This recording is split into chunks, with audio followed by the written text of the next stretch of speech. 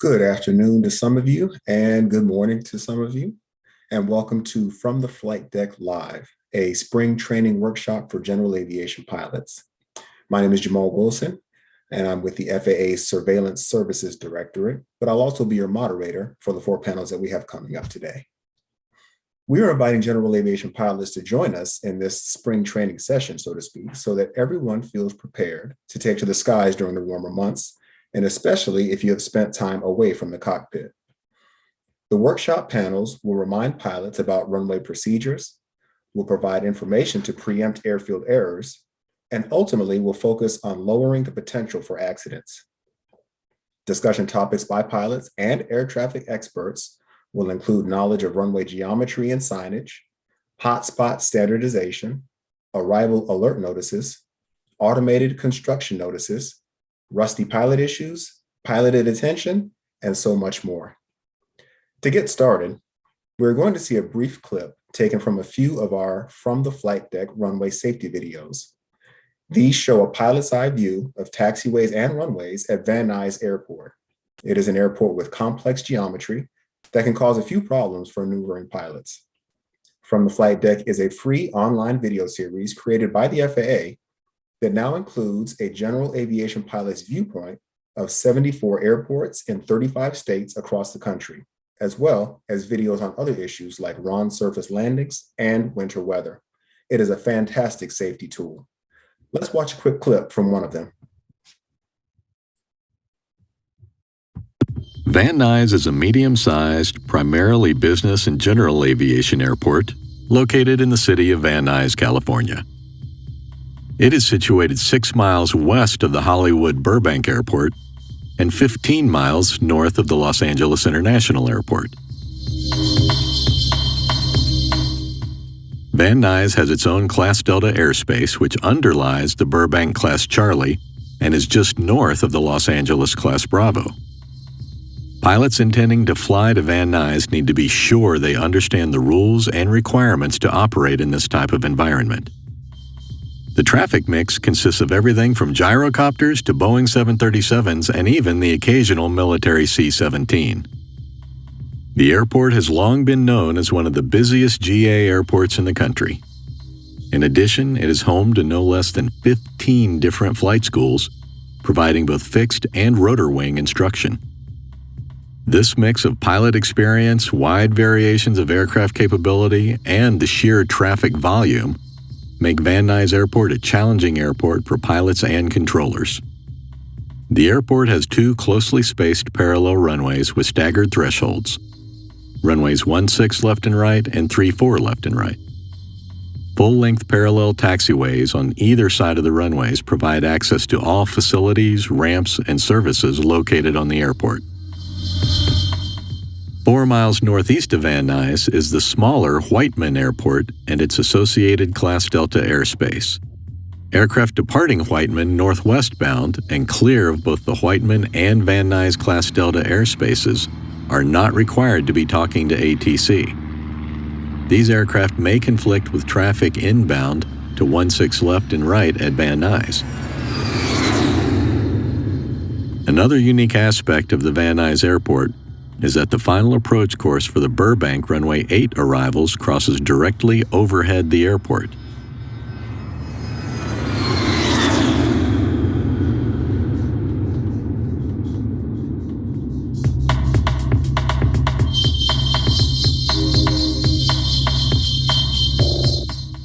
After takeoff, it is essential that pilots fly the appropriate runway heading as instructed by the tower and not drift off centerline. Due to traffic volume, there is likely to be another departure from the parallel runway in close proximity. Turn 39, expect caution by service departure Falcon from the parallel. When operating an aircraft on the surface of Van Nuys, accurate position reports to the tower or ground control are essential.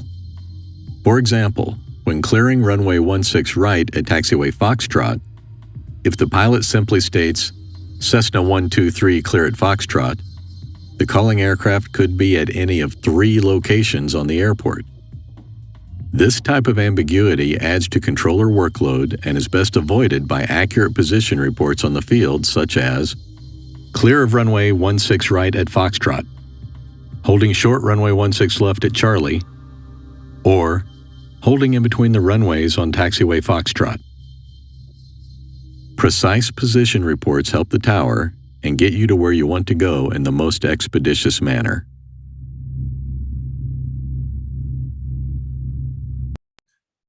We will see a few more from the flight deck clips a little later on in our webinar. And now, with opening remarks for this workshop, I'd like to introduce Acting FAA Administrator, Captain Billy Nolan. Sir, the floor is yours. Well, thank you, Jamal, and good afternoon, everyone. And thank you for joining us this afternoon to talk about safety and runway safety in particular. As Jamal said, I'm Billy Nolan, the acting administrator for the FAA. I've spent a lot of time on runways in more than 4 decades in the aviation business. I started as an Army helicopter pilot flying the UH-1 Huey, OH-58 Kiowa, moving over to fixed wings in the Army the U-21 and the C-12 King Airs. And I left the Army in 1989 to join American Airlines, first as a flight engineer in the Boeing 727. During my 26 years with American, I flew the MD-80. I flew as an international captain on the 757 and the 767 all over the world. Later, I got into the safety side of the business at American. And after I retired from American, I did the same at Qantas and at WestJet. It's fair to say I've seen the good, I've seen the bad, I've seen the ugly when it comes to runway safety. I've also seen the good that comes when groups like this get together to proactively wrap our arms around aviation safety trends that might not be going in the right direction. And that's what today's all about, being proactive. We're not here to talk about an accident. We're here to talk about what the data is telling us and how we're responding and how you, each of you in the general aviation community, can help.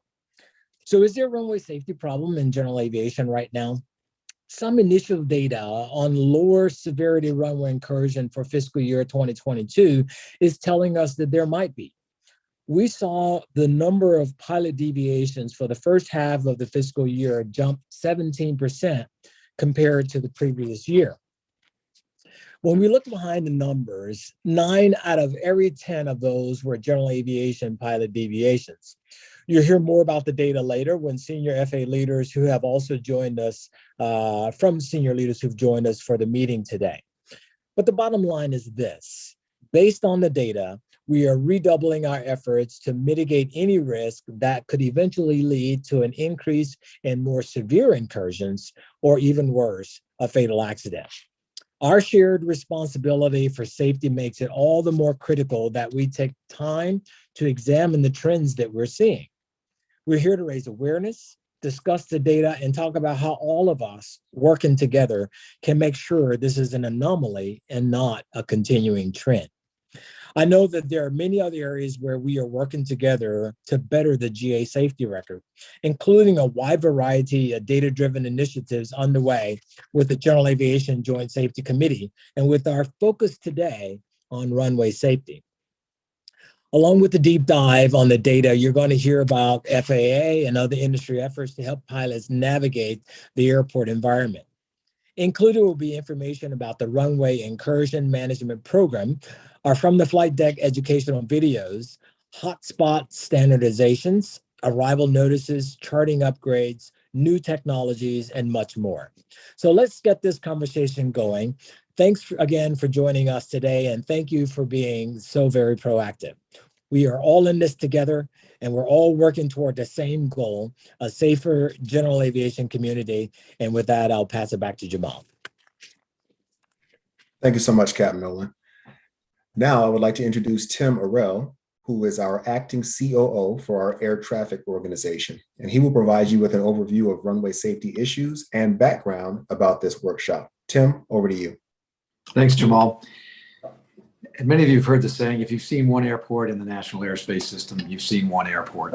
We know they're all different, whether they're single runways, parallel or intersecting runways, and other variations that really do add to complexity in the National Airspace System, and really makes it critical for pilots to do a lot of pre-planning and research before operating in new airports or visiting new ones for them. If you're taking the time to attend this workshop, you're a pilot who does that homework, who does the adequate pre-flight planning, reviews all the hotspots, and understands the unique characteristics of each airport that you're about to visit. You know that every phase of flight, from taxiing to departure and arrival, is important, that you maintain awareness regarding weather, other traffic in the area, airport construction, and other conditions that can introduce risk in unusual situations. So it's important to not be surprised. I appreciate your commitment to making sure that you operate your aircraft safely every day in the system, and for taking time to participate in this workshop as we improve everyone's understanding of safety in the NAS. As Administrator Nolan said, we have an excellent safety record. We handle more than 45,000 flights in the National Airspace System every day, landing and departing safely. And I would say 99.99% of those operations occur without incident. However, our safety tools do show an uptick in safety events, particularly around runway incursions or pilot deviations. And we want to raise awareness of this risk well before it becomes a safety trend. It's important to note that in April, general aviation traffic was up 10% over our baseline of 2019 traffic, or pre-COVID 2019 traffic levels. That means more pilots are operating in the system and sharing the skies around you. And when we talk about runway safety, we really break it down for this conversation into three main areas.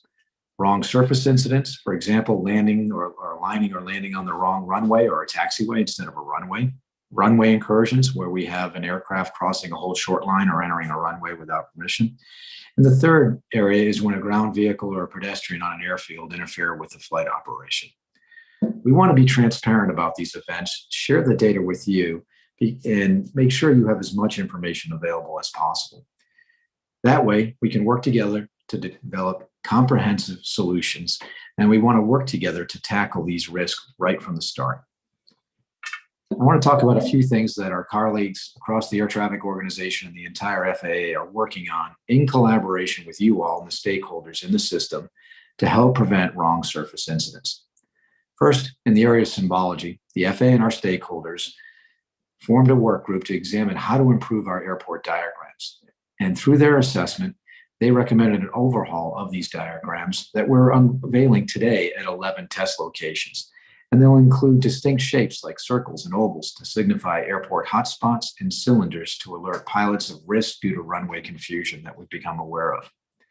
Another thing, as Jamal mentioned, is arrival alert notices, where we'll be publishing alert notices in our chart supplements that indicate a view from the air, or as you saw in the video, sort of a view from the air of the runway configuration. And then we have special focused runway safety action teams that are working to implement local specific mitigations in collaboration with our labor organizations and local safety councils, as well as airport leadership. Automated construction notices are another area we'd like to highlight, where we're entering into an era of a lot of growth and innovation. Thanks to the bipartisan infrastructure law, we're about to engage in a significant amount of construction and improvements to the national airspace system across the country. Of course, when there are changes going on in construction, risk goes up. So any alerts or signage that we can put out there and really inform everyone of the things that are occurring is really critical and important. And with the help of our Office of Communications, we've embarked on a widespread educational effort, creating videos like the one you just saw at the opening of this conference, where we've completed 80 of those videos across the NAS, and another 50 are planned. You'll hear more about these and other initiatives today, and we have some very informative panels with some of the nation's leading experts on these topics. They include a more in-depth discussion of causes and perspectives on surface safety events at airports, the new runway safety tools I mentioned, including improved airport diagrams, arrival alert notices, and automated construction notices, how to stay safe even if you feel rusty and haven't flown for a while. And we'll discuss charting symbols, signage, and surface markings. I know we're all going to learn a lot and benefit from one another's perspective, and we want to partner with general aviation because we all share the responsibility to make our skies as safe as possible. I'm also excited to announce that we will follow up today's virtual event with an in-person summit in July for leaders across the aviation sphere, including advocacy groups, associations, unions, and commercial aviation, to name a few. We're designing this event to be an engaging session with breakout sessions focusing on the components of surface safety, including wrong surface alignments and landings, runway incursions, and vehicle and pedestrian deviations. I appreciate your participation, and please remember that planning is the key to avoiding many issues that arise in our national airspace system. I know that you're all here because you're committed to safety. Please remember that air traffic controller is able to help, and if you ever need help flying and you're not sure about something, please don't hesitate to contact air traffic control. We're ready to support and help you throughout the system. Thanks. Back to you, Jamal. Thank you for that, Tim. Next, I would like to introduce Winsome Lemford, the FAA's Deputy Associate Administrator for Airports, who will discuss some key runway safety initiatives. But first, we would like to show you a brief video about the FAA's Runway Incursion Mitigation Program. Reducing runway incursions at United States airports is a top safety priority for the Federal Aviation Administration, or FAA. To reduce the rate of runway incursions, the FAA initiated the Runway Incursion Mitigation, or RIM program in 2015 to improve airfield safety at airport locations with a history of runway incursions. The FAA has 2 additional videos describing the RIM program and the safety benefits of reducing runway incursions, available on the FAA RIM website. As of September 2021, the FAA and its industry partners mitigated 73 runway and taxiway RIM locations. The continuous monitoring of RIM mitigated locations measure both RIM program impacts and the goal of reduction or of elimination of incursions. Performance metrics are essential for assuring the program's effectiveness. Determining the best option for mitigating a RIM location requires the consideration of factors such as incursion history, recommendations of the local runway safety action team, airfield rehabilitation plans, and physical and operational constraints. As a result, mitigations range from minor adjustments in operational procedures to intersection reconfigurations. 3 recent examples of mitigation illustrate a few of the measures available. The first example is a hotspot at a major international airport. The hotspot has a non-standard geometry. The taxiway Hotel 4 high-speed exit from runway 9 leads directly to the holding position marking for runway 1432. Multiple incursions occurred because aircraft crossed the runway 1432 holding position marking without clearance. Airport staff determined that communication from the air traffic control tower was not sufficiently informing pilots about the proximity of runway 1432 to the intersection of taxiways Hotel and Hotel 4. The communication was, exit runway 9 on taxiway Hotel 4 and join taxiway Hotel and hold short of runway 1432. As the geometry demonstrates, once an aircraft entered taxiway Hotel, it already crossed the hold line for runway 1432. To address this issue, air traffic control revised the communication to exit on taxiway Hotel 4 and hold short of runway 1432. No incursions have occurred at this hotspot since revising the communication in 2019. The second example is at a hotspot at a large hub airport, which encompasses the intersection of entrance taxiway Romeo 1 and the landing thresholds for runways 4 and 8, creating an aligned taxiway leading to runway 4. This hotspot experienced multiple wrong runway events at runway 4. A typical error consisted of an aircraft assigned to take off runway 8, but used runway 4. To mitigate this issue, the airport removed the aligned taxiway for runway 4 by installing a taxiway shoulder, taxiway edge lights, taxiway edge markings for taxiway Romeo 1, and blast pad markings for runway 4. These measures eliminated the travel path between the 2 runways and from Romeo 1. No wrong runway events have occurred since mitigation in 2018. The third example is at a regional airport. The intersections of runways 24 and 20 had a non-standard and confusing geometry, resulting in 11 runway incursions between 2013 and 2016. Both runways shared the same holding position marking. Occasionally, aircraft instructed to hold for runway 20 continued to advance onto runway 24. The proximity of both runway ends also contributed to wrong runway takeoff events. To mitigate the issue, the airport closed runway 24 and reconfigured the taxiway system to provide standard taxiway access for runway 20. No runway incursions have occurred since the mitigation in 2017. Annually, the FAA evaluates mitigated RIM locations to assess the effectiveness of mitigation actions. In 2020, the frequency of incursions at mitigated rim locations dropped 83% when compared to incursion incidents prior to mitigation. In partnership with airports and airport users, the FAA leads the world in analyzing runway incursion data, identifying the conditions contributing to runway incursions, and implementing safety improvements. The results of the FAA's RIM program make it one of the FAA's most successful safety programs. The success is only possible with the strong support of and collaboration with airports and other industry partners. Working together with these stakeholders, the FAA continues improving runway safety, both now and in the years ahead.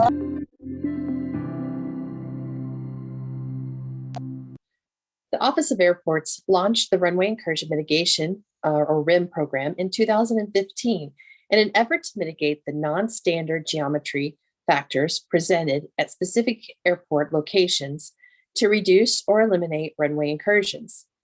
The RIM program analyzed more than 14,000 different individual runway incursions at 520 towered airport locations from 2008 to 2020. Analysis for the 2021 data is nearing completion as we speak. As of April 2020, through the RIM program, FAA and the aviation industry mitigated 82 runway and taxiway locations with more than 100 additional locations in various stages of mitigation implementation. Mitigation strategies include changes or enhancements in signage, marking, or lighting, closure of runways or taxiways, new construction, and operational or procedural changes. As the video described, the entire industry should be celebrating many safety successes that we've had. The Office of Airports has had a long-standing and well-established set of signage, lighting, marking, and geometry standards. We have learned through the RIM program and addressing hotspots and other airport geometry challenges that these standards are highly effective in reducing runway surface incidents and runway incursions, especially when they are applied uniformly at airports throughout the national airspace system. It is so important that pilots can expect the same standards no matter what airport they fly into throughout our national airspace system.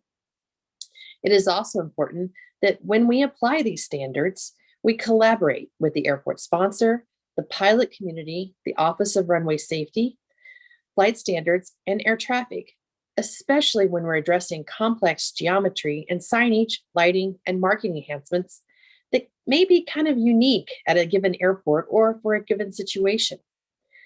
The Office of Airports continues to look ahead and look beyond our current standards for system improvements. In partnership with the Office of Runway Safety, we are developing a case study to investigate some of the causes of our mitigation of the wrong surface incidents. And some of the things that we're using is geographic, environmental, and human factors. We anticipate this research will provide a template for future endeavors at all airports experiencing wrong surface incidents. The Office of Airports planning, environmental, engineering, and financial assistance programs continue to support safety-related development that benefits both commercial service and general aviation airports. Currently, safety initiatives at our non-certificated general aviation airports include evaluating accidents and incidents data to prioritize focus areas where our oversight should be expanded to improve some of the general aviation safety. Developing recommendations and best practices to improve airfield inspections for general aviation airports that can be used by both FAA personnel as well as airport operators. And at all of our airports, we're seeing a once-in-a-generation influx of funding. In fiscal year 2022, the Federal Aviation Administration will award approximately $3.89 billion made available by the Bipartisan Infrastructure Law, and another approximately $3.7 billion under the Airport Improvement Program to over 3,000 airports around the nation.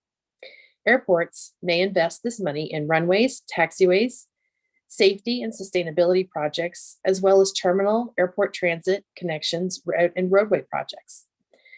With this increased funding, we can expect increased construction on airports as well. With more construction projects, there is an even greater need for situational awareness from the pilot community, utilizing resources such as construction notice diagrams and NOTAMs that can help all airport users in operating safely within the airport environment under construction. The pilot community plays an important role at all of our airports. Your feedback and observations while operating at the airport is essential. At airports with air traffic control towers, I encourage you to participate in your runway safety action teams and provide your feedback to the runway safety or directly to representatives from the FAA Airports Office and the airport manager. For those operators at non-towered facilities, I encourage you to reach out to the airport management and the local airport district office so that we can collect your feedback and observations and collaboratively advance the world's safest and most efficient airport system. Thank you.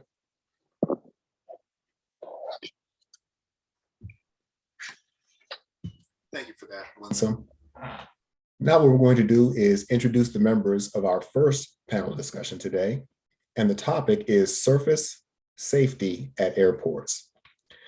As a reminder for everyone participating via Zoom today, I want to let you know that you're welcome to ask questions of the panelists by using the chat button on the bottom of your screen here on the Zoom. After every panel discussion, we will pick out some questions from you and the panelists will answer them.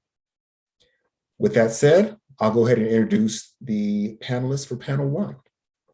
First with us, we have Frank McIntosh, who is the FAA's Vice President for Air Traffic Safety and Technical Training. He and his team are responsible for proactively collecting and analyzing operational data to support risk-based decision-making and preparing air traffic controllers and technical operations technicians and engineers with the knowledge and skills needed to safely and efficiently deliver air traffic services. Welcome, Frank. Next, we have Jeffrey Vincent. Jeff is the FAA's Vice President for Air Traffic Services. Via the towers, TRACONs, and en route centers that oversee more than 5 million square miles of airspace in the US and more than 24 million square miles over oceans, he and his staff are responsible for safe, secure, and efficient management of the national airspace system. Welcome, Jeff. Next, we have Chrissy Paget, who is the National Safety Representative and Chair of the Safety Committee for NATCA, the National Air Traffic Controllers Association. Chrissy began her career as an air traffic controller with the FAA 22 years ago at Atlanta Center and is currently assigned to Washington Center. Chrissy, welcome. And also we have with us Larry Fields. Larry is the FAA's Deputy Executive Director for Flight Standards Service. He and his staff focus on promoting the safety of flight, of civil aircraft, and of air commerce by setting regulations and standards and overseeing certification, inspection, surveillance, registration, investigation, and enforcement. Larry, welcome. And lastly, for panel one, we have John Dermody. John is the Director for FAA Airport Safety and Standards. His team is responsible for all airport program matters related to standards for airport design, construction, maintenance, operations, safety, Part 139 airport certification, and airport safety management systems. John, thank you for being here today. So let's start this panel by taking a look at some of the recent taxiway and runway safety data related to general aviation operations. So what we have is 3 slides to show. And Frank and Jeff, what can you tell us about the data that's about to be presented to our attendees today? Yeah, thank you, Jamal. And again, I really appreciate everyone attending this very important safety summit. There's a lot of value to be gained from each other's perspectives. And as we go through the data, I know that Jeffrey's going to have his perspective as well from the air traffic side, but really anyone from the panel is, of course, welcome to jump in and provide their expertise. Jamal, the first slide really is an 18-month look from October 2020 to March 2022.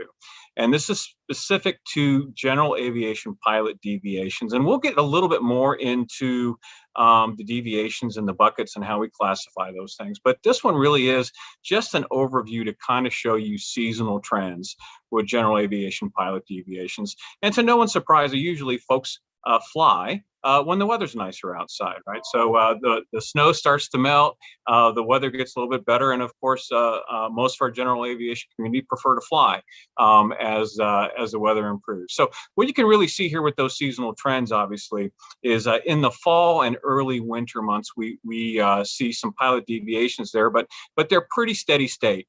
And then, of course, when we get into spring, we really see a big time spike or a heavy spike right there in the springtime. So obviously, a lot's going on there. The weather's improving, but also we have a lot more general aviation pilots flying, and of course, taken to those skies. There's some proficiency that they're all getting accustomed to. And of course, we see the spike on the airport surface environment as well. So again, what you're seeing there is in early March to April, you're seeing a spike due to that seasonal trend. And then you'll see it come back down again in the fall and early winter months. And then of course, as we start coming back into the springtime, seasonal trend again, once again suggests that that aviation community and the general aviation community is actually going up, and we're seeing more pilot deviations that time. So this graph is really meant to show what that seasonal trend looks like over an 18-month period. And I just want to say this 18-month period that you see on this graph will also be representative over the next two slides as well. I'll welcome Jeffrey to provide his perspective as the Vice President for Air Traffic as well. Thank you, Frank. And as you said, this is pretty consistent. Certainly, we like data. We certainly like to make data-driven decisions. I think one of the easiest things you can look at here with this being as consistent as it is that you certainly would have an opportunity maybe during those periods when you are expecting a spike to do some type of refresher before you get out there and start flying again. Because as you're showing here on the 18-month slide, it's pretty consistent for those same time periods year over year. So certainly think we should use this to our advantage and maybe do some type of proactive training or refresher, whatever else, to maybe start to get those numbers to trend down a little bit more year over year.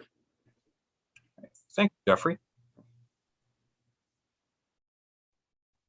Now, as we transition to the second data slide, and that was all great information on that first slide. I mean, especially for us in the Northeast and some of the folks that deal with all four seasons, a lot of what you said resonates heavily. But as we look at slide number 2, what can you tell us about the data that's presented here?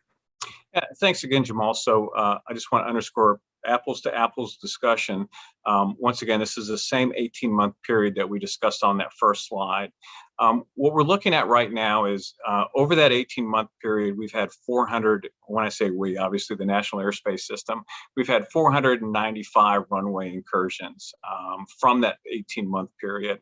And if you were to break down that 495, there were 315 events that were in what we consider the pilot deviation category, which is 63% of the runway incursions from this data pool. There were 88 events that we consider operational incidents. That's from the air traffic side, which makes 18% of that 495. And lastly, there were 92 events where the vehicle pedestrian had what we would categorize as a deviation, which is 19%. I just want to talk a little bit about the operational incidents. In our review, the top 2 causal factors of operational incidences were loss of runway separation or arrival separation to the same runway or an intersecting runway. And the number 2 causal factor was hear back, read back. When it comes to the vehicle pedestrian deviations, 95% of those 92 events were from where the operator crossed a hold short line without a clearance from air traffic. So if we want to take a look at those 315 pilot deviations, what we really want to capture here, and I want to underscore, this is not a blame game at all. What we're really looking at is looking at causal factors and ways that we can do customer outreach from the pilot side, the air traffic side, the airport operator side to see what we can do to continue to lead the NAS and making sure that safety is our top priority. But again, of those 315 pilot deviations, 89% were from the general aviation aircraft, while 11% were from commercial aircraft. So roughly almost 90%, or 9 out of 10, was involving a general aviation aircraft. And when we take a look at the total of those numbers, we can say that pilot deviations are up 17% for the same period last year, Jamal. And again, from the data pool, that's what we're showing. The air traffic perspective, I would welcome Jeffrey back into the conversation. Thank you, Frank. Again, like with the last slide, I think looking at the data tells us where we need to concentrate our efforts at. We're looking at the pilot deviations, and 89% of them were general aviation aircraft. That will point us toward doing an outreach or education more with GA pilots. Looking at the actual incursions, looking at the percentage that were pilot deviations, the percentage that were operational versus pedestrian. Again, that helps us concentrate our efforts and make sure that we're reaching our target audience. Excellent information, gentlemen. So as we transition to the third slide, where we're looking at year to year data, what can you tell us about how this data kind of lines up in the grand scheme of things? Jamal, so I spoke about the 17% increase, and really what you're seeing here is you're seeing a timeline of pilot deviations, the green one being from 2020 to 2021, and the blue one being from 2021 to 2022. So again, keep in mind the 17% increase in general aviation pilot deviations. And what you're really seeing is basically a line that coincides with those GA in that 17%. And keep in mind, seasonal factors, we're still seeing those lines match up with the seasonal volume, but you're also seeing, once again, that 17% increase in general aviation pilot deviation. So it's really an awareness piece to say we're seeing an increase in traffic across the board. I believe there was 600,000 more general aviation ops in 2022 as compared to last year. But with the increase of traffic, also increased complexity as well as increased awareness. And I think as we go through the panels and we talk about more of these tools, it's about making sure everyone's aware of all the educational tools, of all the different things that a pilot will have to them to put them in the best possible place to be successful. And when the pilots are in a place to be successful, so are our controllers in our airport environment. So that, in large sum, Jamal, are those three slides as far as a reference and backdrop. And I know that you want to get to the panelists because I think everyone would like to hear their expert opinions and also take some questions. So I'll turn it back over to you, Jamal. Thank you so much. Well, thank you, Frank. And we appreciate you and Jeff taking the time to break that data down. As we were looking at that last slide where you have the year to year and you see the increase that you were just talking about, and I would really love to get the panel's opinion on this. We want to talk about why those deviations are rising, right? And we can probably look at some of it as COVID causal factors where folks were kind of scared to get in the airplane, not necessarily because they're scared to fly. You're by yourself. It's probably the most sterile environment you're going to get, but there's nowhere to go necessarily. Your favorite eating establishments are closed. The place where you normally go to get fuel, nobody's working there because of COVID restrictions. Let's talk about that in the group for a little bit and just talk about some of the reasons why these deviations were rising. Larry, I'll start with you and then we'll go round for a few minutes here. Well, thank you for that, Jamal, and thanks to everyone that have joined us today for this very important workshop. For starters, we can never make assumptions about what the pilot is thinking in specific incidents, but we need to know that information to help prevent future ones. Here's where the FAA's compliance program is important. We need pilots to communicate openly with us and cooperate so everyone can benefit. Here are some of the things we have learned from asking pilots to tell us what they were thinking. They were distracted by thoughts or tasks associated with different phases of flight, or they were distracted by other people in the aircraft. They fell into the helpful, agreeable trap by accepting unexpected clearances like unplanned intersection departures. They were complacent because they were operating at a familiar airport. They did not take the time to pre-flight the airport by using resources like flight planning apps, airport diagrams, and even watching a from the flight deck video. Using those resources is critical. Flight Standards offers several free surface safety resources. Funding from the flight deck videos, FAA safety team information and webinars, FAA Safety Briefing Magazine, and if you have not had the opportunity to view the March-April 2021 issue, this was an excellent article regarding enhancing surface safety. Let me share some great mitigation tips that were noted in the FAA Safety Briefing Magazine surface safety issue. First, aviate. Taxi slowly, intentionally, and without distraction. Navigate. Use the airport diagram for situational awareness and to manage risk. Avoid hotspots and intersection departures when possible. Communicate. Roger is not a clearance onto a runway. Say unable if you can't safely comply with an instruction. If you're lost, confused, or simply need a minute, say so. And this is so very important. Clearly communicate your needs and expectations to ATC. Please remember, they're on your team and they care about your safety. So thanks, Jamal, and back to you. Thank you, Larry. And while we're getting this going, Chrissy, I'd like to pivot to you because oftentimes we look from the flight deck perspective and things are completely different from what people see in the tower cap. So are controllers in the tower seeing the same type of pilot errors, or are there multiple types of deviations happening? What light can you shed on that for us? So, we do rely on the data and what's being told. And, so that a lot of times that is what we're seeing.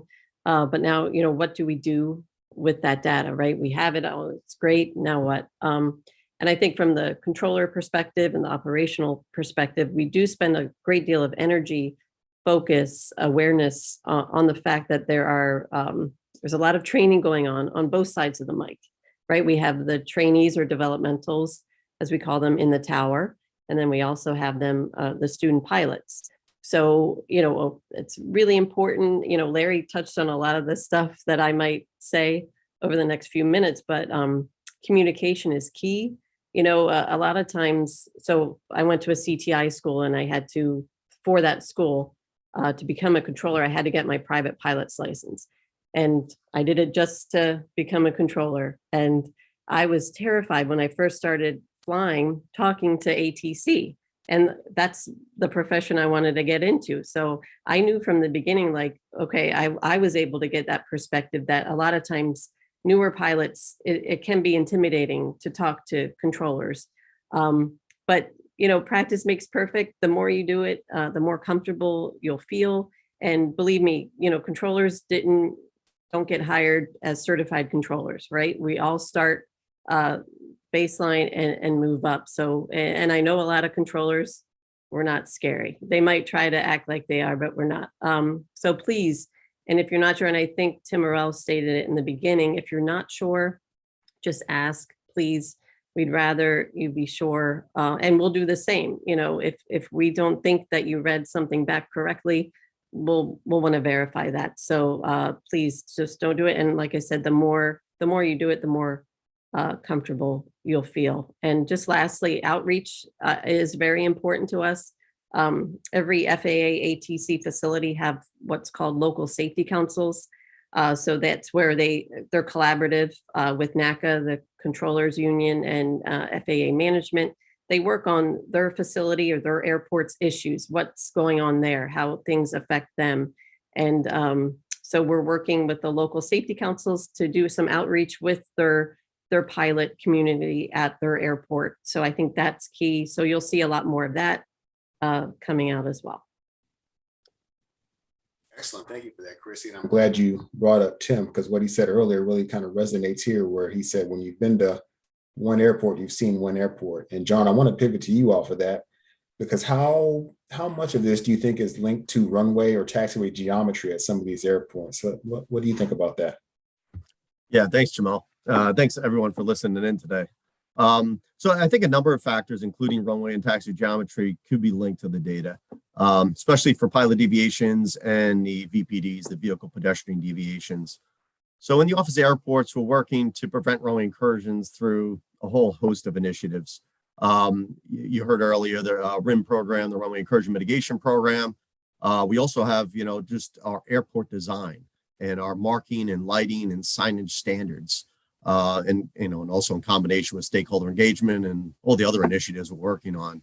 Really, all of this together is contributing to identifying problematic locations on an airport if it's geometry related, and then being able to put solutions in place to mitigate future events.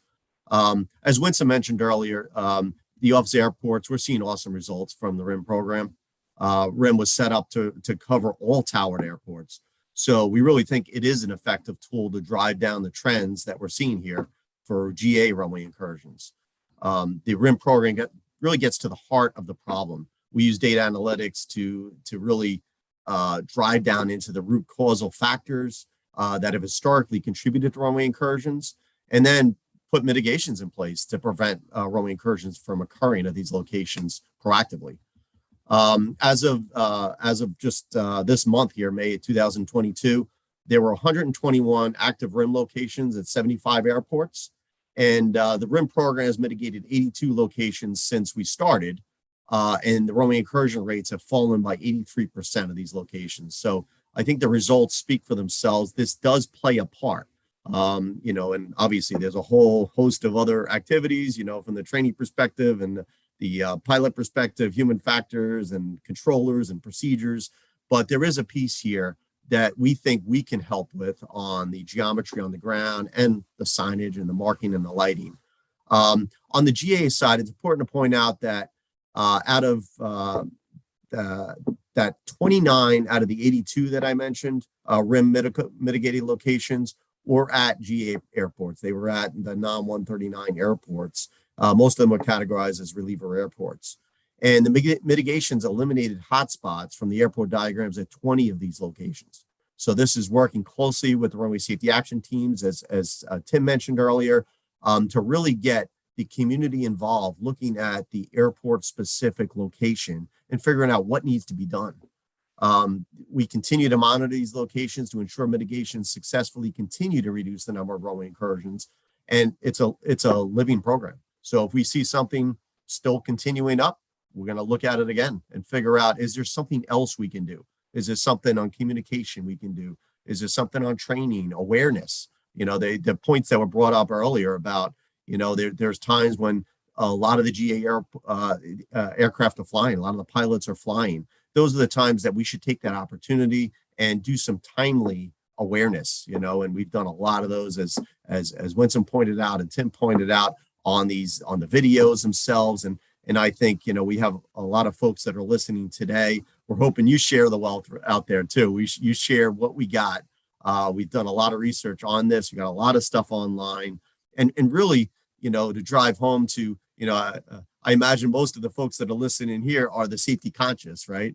So share that with everybody else, so they can also get into the same frame of mind when they're flying, and there's things out there that we can improve.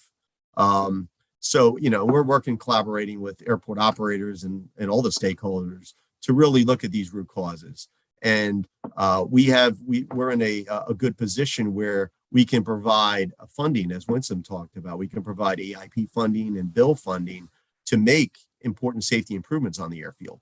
So we can not only identify what's out there and what could be done, but we can also spend money to improve these the safety at these airports. So I think we all play an important part to change those trends that we're seeing here today. So thank you, Jamal. No, you're very welcome. And as was pointed out earlier, we're talking about this, and we know that there's incidents and accidents that take place, but there's so many operations that take place in the NAS that go off exactly as they're supposed to. So we're doing this to kind of increase the level of safety, but we're doing so knowing that the NAS is already a safe place, because we have folks like our attendees today that are on here constantly getting the information. They want to stay safe. They want to operate properly. So, we always want to say that we're glad that you're here. The NAS is a safe place, but it's also good to brush up on your skills. With that said, I want to transition to the Q&A portion with a little bit of time that we have left for panel number one. And we do have quite a few questions here. And as I go through here, I'm looking at one, and it's essentially a data analytics type of question. And I'm going to throw this out to the group. And the question says, in terms of these pilot deviations, is there a way to see if more hours were flown in the second year, trying to get a sense of pilot deviations times hours flown, and then you do the math and kind of figure out if there's an equivalency. Can anybody shine some light on the actual data piece of that?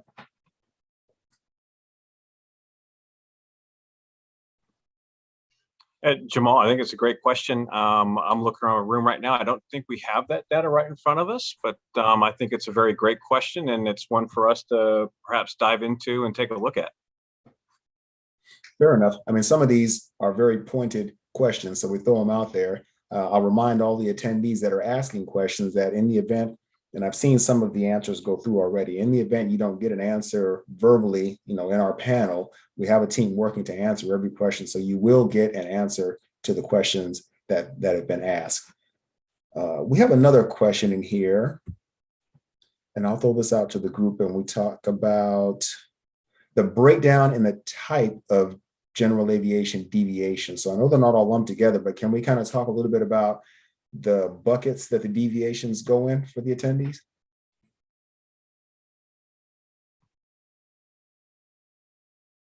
Yeah, so Jamal, normally I would say the vast majority of our runway incursions would be pilots that are crossing the hold short line without air traffic control authorization. It would be very similar to the pedestrian and the vehicle one. Okay, fair enough. And I'm thinking there's, the causes of that probably vary, right? Could be weather, it could be distractions in the cockpit, it could be geometry, it could be marking, lighting, signage. So there's a host of factors I think that would contribute to that, but yeah, pilot deviation seems to be the predominant one we've been focused on. How about a number on the amount or number of incursions before a spot is identified as a hot spot on everybody's information? I could address it from the RIM perspective, because a hotspot has multiple ways to identify, when something needs to be really flagged as a hotspot and published as a hotspot. There's other factors involved besides like a quantification number. It's really, really calling the attention, maybe even temporarily, to a specific spot on an airport that they've heard some issues going on, and maybe a runway incursion hasn't occurred yet, but there's a lot of there's a call for attention, really, to raise that situational awareness is really the purpose of getting that hotspot published.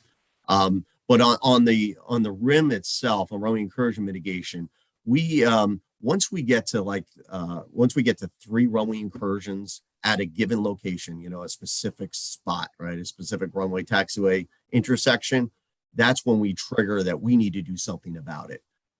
So we do have, we're looking across the NAS, and that's really raises to the high level that we need to jump on it. Now, before we even get to the 3, runway incursions, we already have, the standards in place, and we've already required that airports are bringing their airfields up to standards whenever they do a capital project, right? So all along they're doing this. But really it calls our attention to, get every line of business involved and get the airport operator involved looking at a specific location when we have 3 or more runway incursions, because that's really, jumps ahead of all the other locations on that given airport. Hey, John, I also want to talk about from the runway safety side of things. Every airport does an RSAT. And that RSAT, again, it's required annually. And those hotspots from that RSAT that's done annually is determined collaboratively between the FAA, which has our runway safety action, our runway team, NACA, the airport operator, and also the pilot community. So it's a collaborative discussion, and it's determined from that discussion on whether or not to make that hotspot exist. Thank you for that. That's very, very good intel, Frank and John. I appreciate y'all for that. We have one more question, time for one more before we close out panel number 1. It has to do with our friendly E word that nobody likes to talk about, enforcement action. Can we talk about what actions are typically taken against a pilot involved in a deviation or incursion? Jamal, that's really a flight standards item. I don't really know if anyone from this panel would be able to answer to that, but at the same time, I know that the E word and people are scared of that. I really want to really highlight the importance of the collaborative discussions we're having with the GA pilot now, and to better our game. and knowledge from this summit, which is increased awareness, increased education, and just increased discussion across the board. We have a strong safety culture in the FAA, and it's really a tenet of how we move successfully. The enforcement piece, that would be more flight standards. I don't know if anyone could really answer that call, but I do want to push everyone to say the collection of the talent on this call here and the collection of people who have chosen to attend this discussion is really about increasing our education and awareness for the general aviation community. So I really want to highlight that versus enforcement, to be honest with you. I'm not trying to sidetrack that question, but I think it's important for us to grab onto our safety culture and increase our education awareness. Chrissy, I haven't heard from your perspective from the NACA side, but you're also one that embraces safety culture.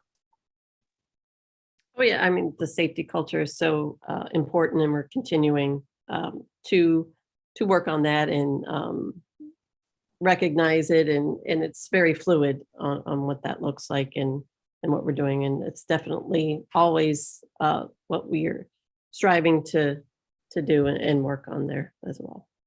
And Larry, I saw your mic flashing. So what do you got for us, sir? Yeah, thanks, Jamal. So just a few thoughts around this, and as I mentioned earlier around the FAA's compliance program. This is where it's just so very critical, where we need the pilot, the industry's participation, cooperation, because the program is around accountability and correction and not blame and punishment. So each situation when there is a deviation is assessed. We work very closely with air traffic control, and we work with the actual pilot from a FSDO perspective. And like I said, each situation is different, and it starts right at the very beginning of just building that collaborative, cooperative, response and working with the FSDO. So each, again, there is really no cookie cutter there to say this is what's going to happen every single time, because it's always something different is happening depending on the situation, and also depending on you as a pilot, and your past and your background, and is this something that happens on a regular basis? Have you had a lot of other situations? What have you done about it? So there's so many things that we can work with the pilot community on. Frank was mentioning earlier about the RSATs. The RSATs are so critical, and industry's participation there. Let's face it, we the FAA can't do this stuff alone. We need your help.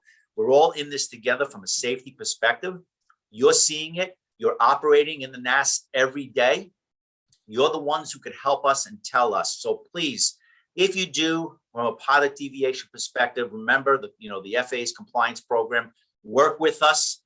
We've come a long way in working with the pilot community and industry, because at the end of the day, we want to get to the bottom of the safety related issue. And again, it's not about the blame or punishment. It's more around accountability and the cooperation and correction of the deviation itself, and hopefully prevent that happening and reoccurring again, either with you or another airman. Thank you, Jamal. Those are excellent thoughts, Larry, and I thank you for them. And I'd like to thank everybody on the panel here for your insights in today's discussion. I'm sure the attendees greatly appreciate it. With that said, we will close panel one. And as a reminder to everybody who's asking questions, if you did not get a question answered, our experts are working on it and you will get a question answered. So thank you, panel one, and you can go ahead and shut down the cameras. We appreciate you. So our next panel of experts will discuss the new tools that general aviation pilots are now able to use in order to avoid runway deviations. So with us on panel two, we have FAA Runway Safety Program Manager, Christine Madden. Christine, welcome. We have FAA Runway Safety Team Manager in the Eastern Service Area, Ray German. Ray, welcome to panel two. We have Bridget Singh-Ratanakul. She is the National Runway Safety Representative for the National Air Traffic Controllers Association, and she holds a commercial multi-engine pilot rating. Bridget, welcome. And also with us, we have Matthew Pollock, who's a principal engineer for the MITRE Corporation. Matthew, welcome. So we do have some new runway safety initiatives to talk about. And what I'd like to do is start with a video clip about two of these new projects, hotspot standardization and arrival alert notices.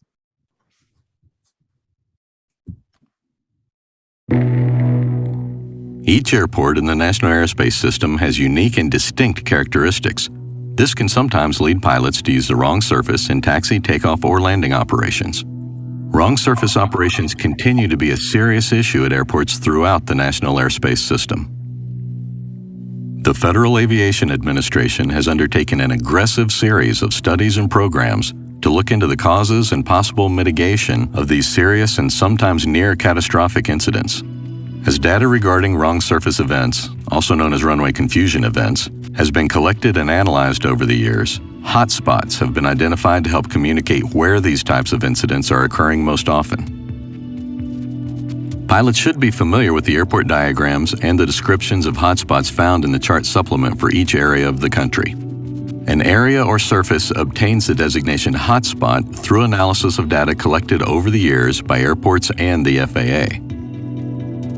The FAA has initiated a change to standardize and limit the symbology used to 3 shapes and has given them a defined meaning. A ground movement hotspot, identified by a circle or ellipse, is placed at the location on an airport movement area with a history of, or a potential risk for, collision or runway incursion, and where heightened attention by pilots, drivers, and controllers is necessary.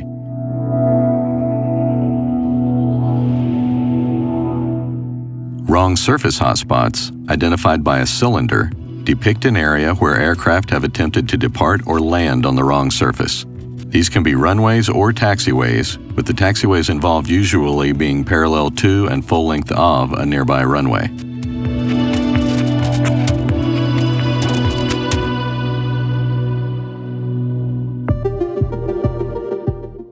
Data has shown that certain airports are experiencing an increased number of alignment issues while pilots are approaching and landing at the airport.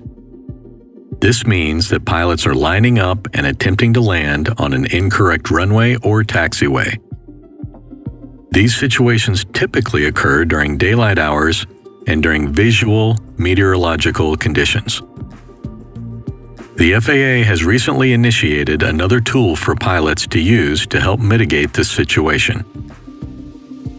The Arrival Alert Notice, used in conjunction with the hotspots on an airport diagram, adds to the pilot's situational awareness by providing the actual aerial view of the runway in question and includes a brief description and potential reasons for landing surface confusion. This description can be found in the Special Notices section of the appropriate chart supplement. It should be noted that arrival alert notices are for use during pre-flight planning and not to be used for navigation. They are specifically targeted at the cylindrical symbology, which represents a wrong surface hotspot on an airport diagram. Pilots will find text descriptions that briefly describe the issue and potential reasons for runway or taxiway confusion.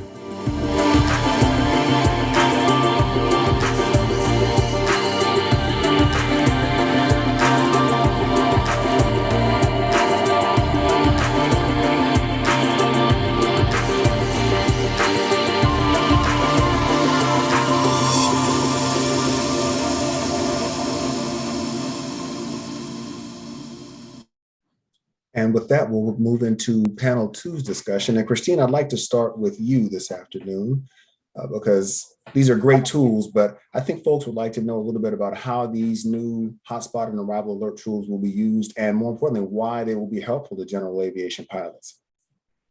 Absolutely. Well, thank you to everyone who joined us today to learn about these great initiatives and tools. And also thank you to our leadership for this opportunity to discuss them. Very excitedly, today is publication day. So for those of you that may have heard some of the webinars or read some of the articles that are out there, today is May 19th and it's publication day for the hotspot standardized symbology on the airport diagrams and the new arrival alert notices.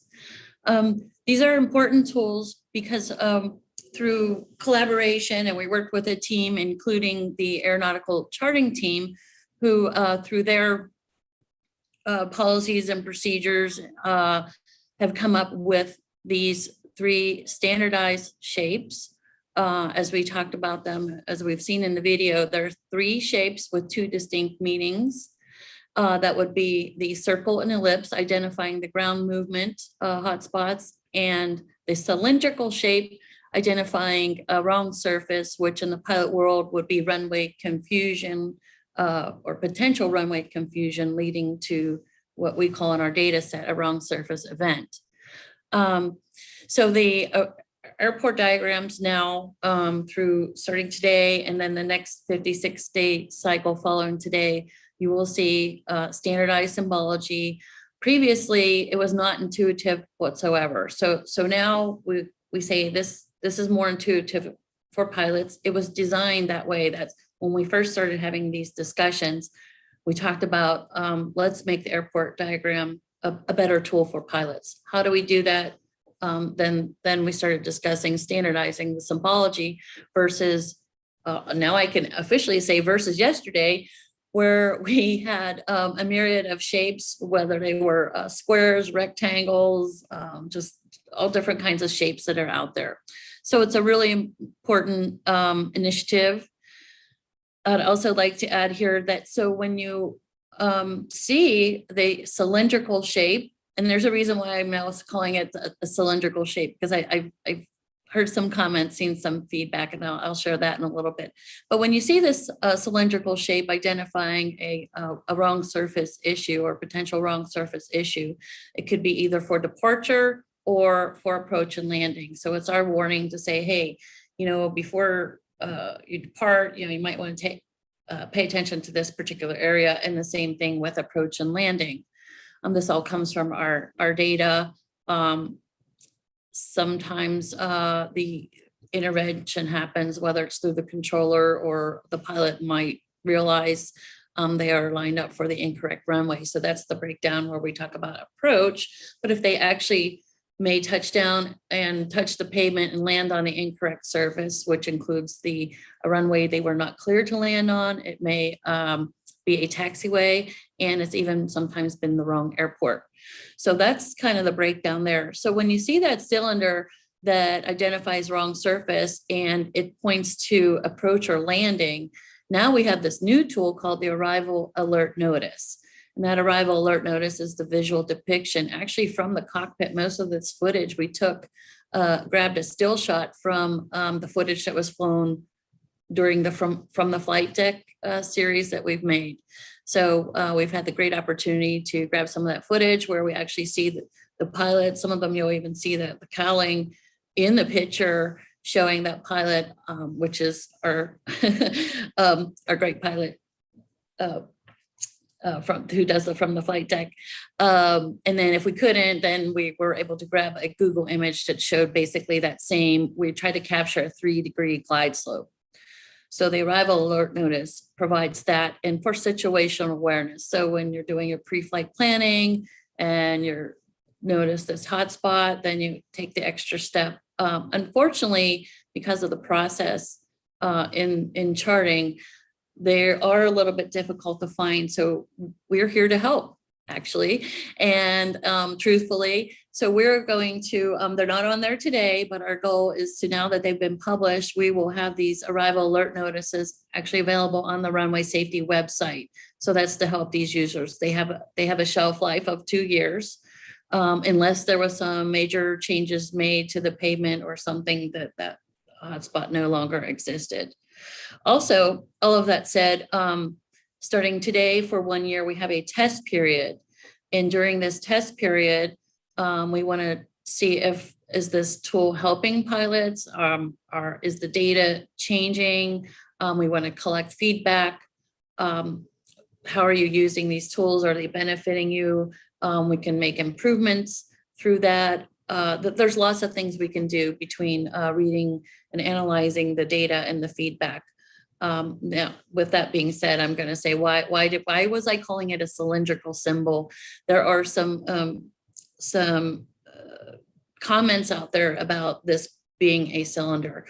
This is determined, as I mentioned earlier, by the aeronautical charting folks, and they have certain symbology that they're able to use.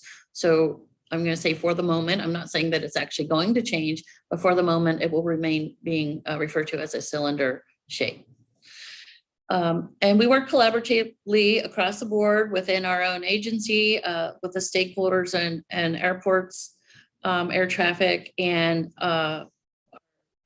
DACA partner, and as well as industry partners. So AOPA, NBAA, ALPA, we got everybody on board, and we talked about this, brought them together, and here we are, publication day. So thank you for the opportunity to talk about that. I'm happy to answer any questions. No, thank you for that, Christine. And we're glad that you're talking about that. You're talking about tools that pilots can use. And Ray, I want to pivot to you on that point, because we're talking about tools, and there's also tools available to pilots that are called automation construction notices. And I'd like for you to take a couple of minutes and just tell us a little bit about those and the work of the Airport Construction Advisory Council. Oh, well, we'll do, Jamel. And thanks for having me, and great to see everyone here today. As far as the construction notice diagrams, what those are is they're just a construction notice diagram that we take from the airport diagram. And what we do is we take all the NOTAMs that are related to an airport closure for construction and put those onto an airport diagram. So a pilot will have a visual reference to see what surfaces are closed during construction. The ACAC was formed probably about 12 years ago after a couple of events that we had regarding construction. And we were asked to develop this team, develop a concept that we could help the GA pilot and the drivers, for that matter, even on the airfield, navigate around the airfield during construction projects. So we were asked to add a secondary layer of safety out there during construction projects, some training tools that we can use that will allow the airport sponsor, the air traffic manager of that particular airport, to get some information out there for the pilots to utilize when there's construction taking place on the airfield. We all know that there's an increased risk during construction. So what we can do is we can take all those NOTAMs, like I said, related to that construction, superimpose those onto an airport diagram, and it gives that pilot a visual cue as to what's going on there without having to constantly be looking at NOTAMs, even though you're still going to be looking for and doing your NOTAM search, but it's going to help you navigate that a little easier. So we're rolling out that automation as we speak. It used to be more of a manual process. The most we were able to do is probably about 90 airports. And now that we're going automated, we're going to be looking at increasing that number to well over 1,000 airports that we can track on a daily basis, real time. So it's an exciting time for the construction notice diagrams. Excellent. Thank you for that, Ray. I'd like to pivot just a little bit to you, Bridget, because I know you're the NATCA runway safety representative, and as such, you've been involved in a number of initiatives that support general aviation operations. Would you mind just taking a couple of minutes and giving us some details of some of those initiatives you've been working on? Yeah, certainly, Jamal. I've actually been fortunate enough, and I'm happy to say that I've been involved directly with all the programs and the enhancements that we've already talked about, as well as some of the other stuff that we're going to be mentioning here in a moment. But many of these have been years in the making. They don't just come to fruition very quickly, right? So we also have several other enhancements that are in development, one of which is called STCM, so Surface Taxi Conformance Monitoring, which really complements the digital co-pilot that you're going to hear from Matt here in a little bit. But really, STCM is digital taxi instructions. Okay, so not necessarily me keying up the mic and saying taxi via Alpha Bravo Charlie, right? I also want to highlight our special focus RSAT meetings that we've been conducting. We're on 7 of 9 right now. These meetings are conducted at airports really based on our data. So at these special focus RSAT meetings, we are given the opportunity to discuss leading factors that contributed to the wrong surface events, as well as the runway incursions that took place. Additionally, these give us the foremost opportunity to have a pilot controller forum. So these pilot controller forums, you get to go there as a pilot and talk to the people like me on the other side of the mic, right? So perspective is everything. Getting that FaceTime with a controller and a pilot really does wonders. And I truly believe that safety works best when we're all working together. And that's a prime example of teamwork. Excellent. Thank you for that, Bridget. As we move on just a little bit here, I know the MITRE Corporation has developed technology that you were just talking about, Bridget, called Digital Copilot. And what I'd like to do is just show a brief clip here that explains that in a little bit more detail. A digital co-pilot helps by providing assistance similar to what a human co-pilot might do. A digital co-pilot takes advantage of modern technology to gather and process data so that it can provide the pilot with the right information at the right time and in the right format. Government accident reports and data from the aviation industry indicate that solo pilot flight operations have higher risks than flights with multiple crew members. When a pilot is alone in the cockpit, there is no one to share the workload of flying and managing the airplane. Digital versions of paper charts, books, and manuals have made the cockpit a cleaner, less cluttered workspace. However, the single pilot still needs to divide his or her attention to access the information provided by the digital or paper sources. The digital co-pilot handles the burden of managing data sources and monitoring progress so that the pilot can remain focused on flying the airplane.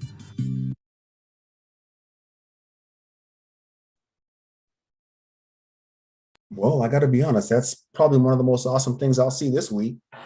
Matt, we have you here from MITRE. And if you would please just tell us a little bit more about this and specifically how it can help pilots on runways and taxiways. For sure. First, I'd like to thank you, for inviting me to talk about some of these important safety enhancing technologies. I do really appreciate this opportunity. I know there was a question just a minute ago. They'd like to know who on the panel is a pilot as well. I am, like Bridget, a multi-engine rated pilot, and I'm a flight instructor as well. Here at the MITRE Corporation, we've been working together with our FAA sponsors, the General Aviation Joint Safety Committee, a number of industry groups, as well as NATCA, like Bridget mentioned, to develop these technologies and work through a technology transfer process to get them out into the hands of pilots like you that are listening today.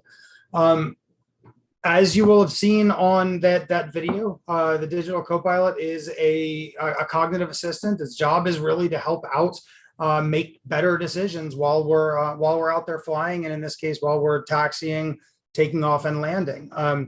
As Jamal is kind of going through on this slides, there's some screenshots of a prototype technology, this digital co-pilot, and how it might help in taxiing, takeoff, and landing.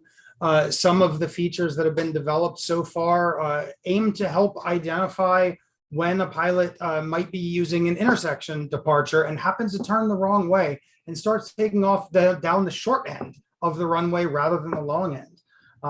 You think it wouldn't happen often, but it turns out it really does. It's also able to identify if you are trying to take off from something other than a runway, say a taxiway or other surface. It can notify the pilot when they are taking off from a runway other than the one that they were intending to. So wrong runway departures, approaches to the wrong airport, approaches to the wrong runway, as you see with what Christine was talking about with the new arrival alert notices and hotspots where you've got, say, widely separated runways or closely spaced runways with very large displaced threshold distances. And we see those are cases where pilots oftentimes get confused and line up with the wrong runway.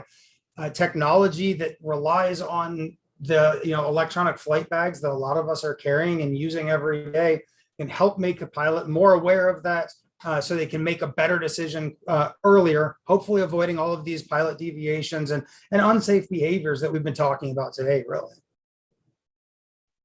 That's amazing, Matthew. Thank you for explaining that. Like I said, that's one of the most awesome things that I've seen in a while. That's impressive. Thank you for that. Christine, I'd like to cycle back to you for just a second.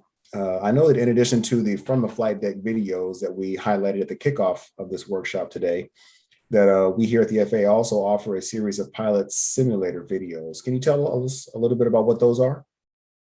Absolutely. So the runway safety simulator is a supplemental learning tool, and I'll just give a quick synopsis of how we got to that. We started developing animations based on real life events, of course, de-identified, but we use the actual audio. So we de-identify the tail number, the actual airport, and anything to do with the controller. But So to learn from a real life event is, I'm also a pilot, so I'll tag on to what Matt has stated. Somebody wanted to know who are the pilots on the panel. I flew corporate. I came up through the general aviation community through a college program, and professionally I flew for a corporate company. But this tool, when we reached out prior to our first launch, we reached out to some colleges and universities and talked to their chief pilots. And this was all pre-COVID. However, back then we even had the pilot shortage a few years ago. So their feedback to us was, we really need supplemental learning outside of the classroom and outside of the cockpit. So we morph this into that tool and providing that need that they described. And therefore, that was the birth of the pilot simulator tool as it is known today. We take those real life events. I like to refer to them as the old hangar talk, like when I was learning how to fly, and those of you that are pilots, hanging around the flight school and hearing about somebody else's mistake is much better than having one of your own, right? So call this the old hangar talk in a virtual way. So that's really what it's doing. It's like, hey, let's learn from what somebody else did, and let's not do that, and hopefully they won't either. So it's been marketed as such. So we absolutely, from then, our first launch, and each time we launch a new animation, we collect the feedback and look at it. We look at the data. We've made improvements over time. A lot of people asked if they can get wings credit. So we were able to work that. So absolutely get wings credit for using this tool, and many other improvements. We watch the time, what's the actual time somebody's actually watching a video, so that we make them definitely to fall within that time frame. We don't want to lose someone's interest. Also, it's from the data, we've learned that different languages across the world, quite frankly. So we have not limited to these ones, but I'll throw out a few, Germany, Korea, Spanish, and with Spanish, that includes Spain, Latin America, Mexico. We've had people with the Chinese language. So we watch all this data, we see who's using the tool, and we see how it's benefiting, and we continue to make improvements. So there's three components of the tool. The animation library, which is what I just spent a majority of the time talking about. We just completed our 8th animation, and it was part 1 of a 3-part series for non-towered events. So everything I just said as far as using an actual event, because we don't have an actual event, we did have to design one based on communications to get pilots operating at non-towered airports to understand what are the basic communications in reference to everything related to surface safety. And that includes your approach to that airport, calling out the approach, someone else taking the runway. I don't want to give everything away in this part 1, but it was just released yesterday. So I hope folks go look at it. And so it's one of a 3-part series. And gradually we will get to, next will be VFR operations, and part 3 will actually be a VFR, IFR mixed operations to include air carrier. For the most part, this is a GA tool, but the topics are topics that we see across the national airspace system. And we've worked, once again, as always, we work collaboratively with flight standards, airports, air traffic via NACA. So Bridget has been a part of this. CFIs who are actively flying. Matt is one of our CFI SMEs, and we have 3 others. We have a human factors person on the team. Larry had mentioned earlier about unable. Unable is one of the topics. We have an animation to cover that, and as well as eliminate distractions, use the airport diagram, and a 3-part series for wrong surface. Well, Christine, I know you've got everybody that's here watching intrigued. So what we want to do now is just take a quick look at one of the clips from one of the videos. And the video is called Heads Up, Eyes Out. The controller gave instructions to Flight 10 to taxi to runway 28 right. The pilot read back the taxi clearance correctly. The aircraft was supposed to turn left on taxiway November, but continued straight ahead past the runway holding position marking. both pilots were heads down and taxied onto an active runway. When Flight 10 entered the runway without ATC authorization, they conflicted with Flight 84 on departure roll on the same runway. An accident was narrowly avoided. The ND-80 triggered the alarm 3 seconds before it entered the runway. Meanwhile, a Cessna Citation was on takeoff roll, climbing out at 90 knots and on collision course toward the incurring aircraft, resulting in a near miss. What can we learn from this event? During the taxi, both pilots were heads down, missed the turn, and did not see the many cues that they were entering the runway safety area. They missed the enhanced taxiway centerline, the red and white surface painted sign, and the mandatory runway signs and the runway holding position marking. Pilots must be vigilant when navigating on airport surfaces.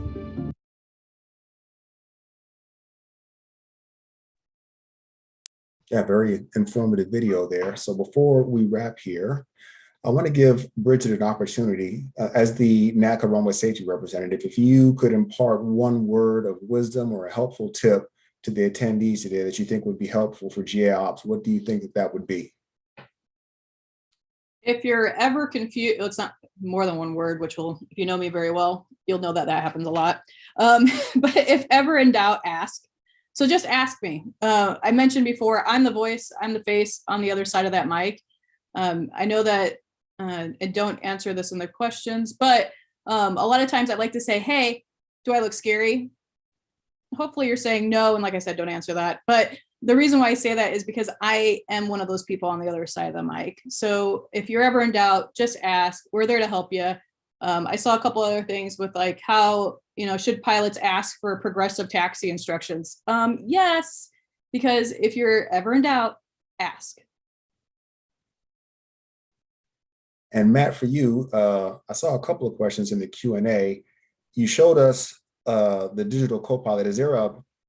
Is that the name of the program? Or is there a specific name, or is it yet to be named? What's going on there? That's a great question. Thanks. So it's a moniker that we've given to a suite of about 70 or so different safety enhancing algorithms.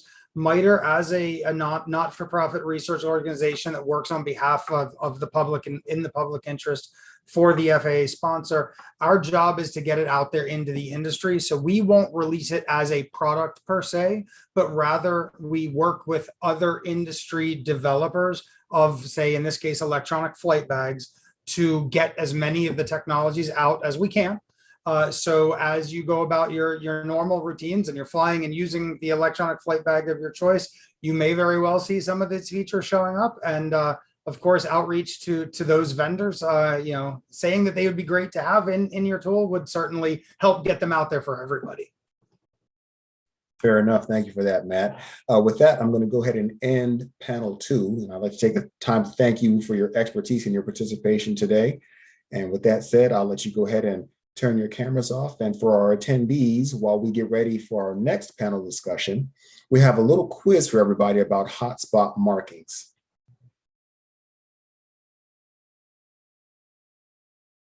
A circle or an ellipse defines what type of hotspot on an airport diagram. You have 3 choices there.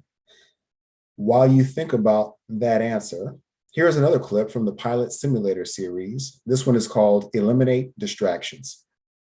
On a summer morning with 10 miles of visibility and a calm wind, a Beechcraft landed on runway 22 and exited at taxiway Mike.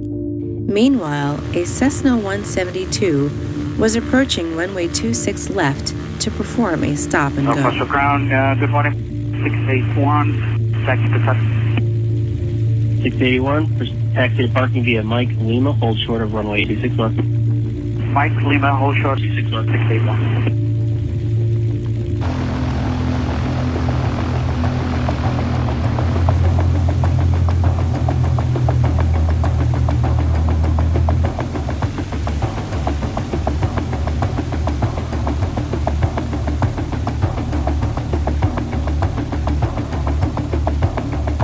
A1, hold short at 261, departing traffic. Expect.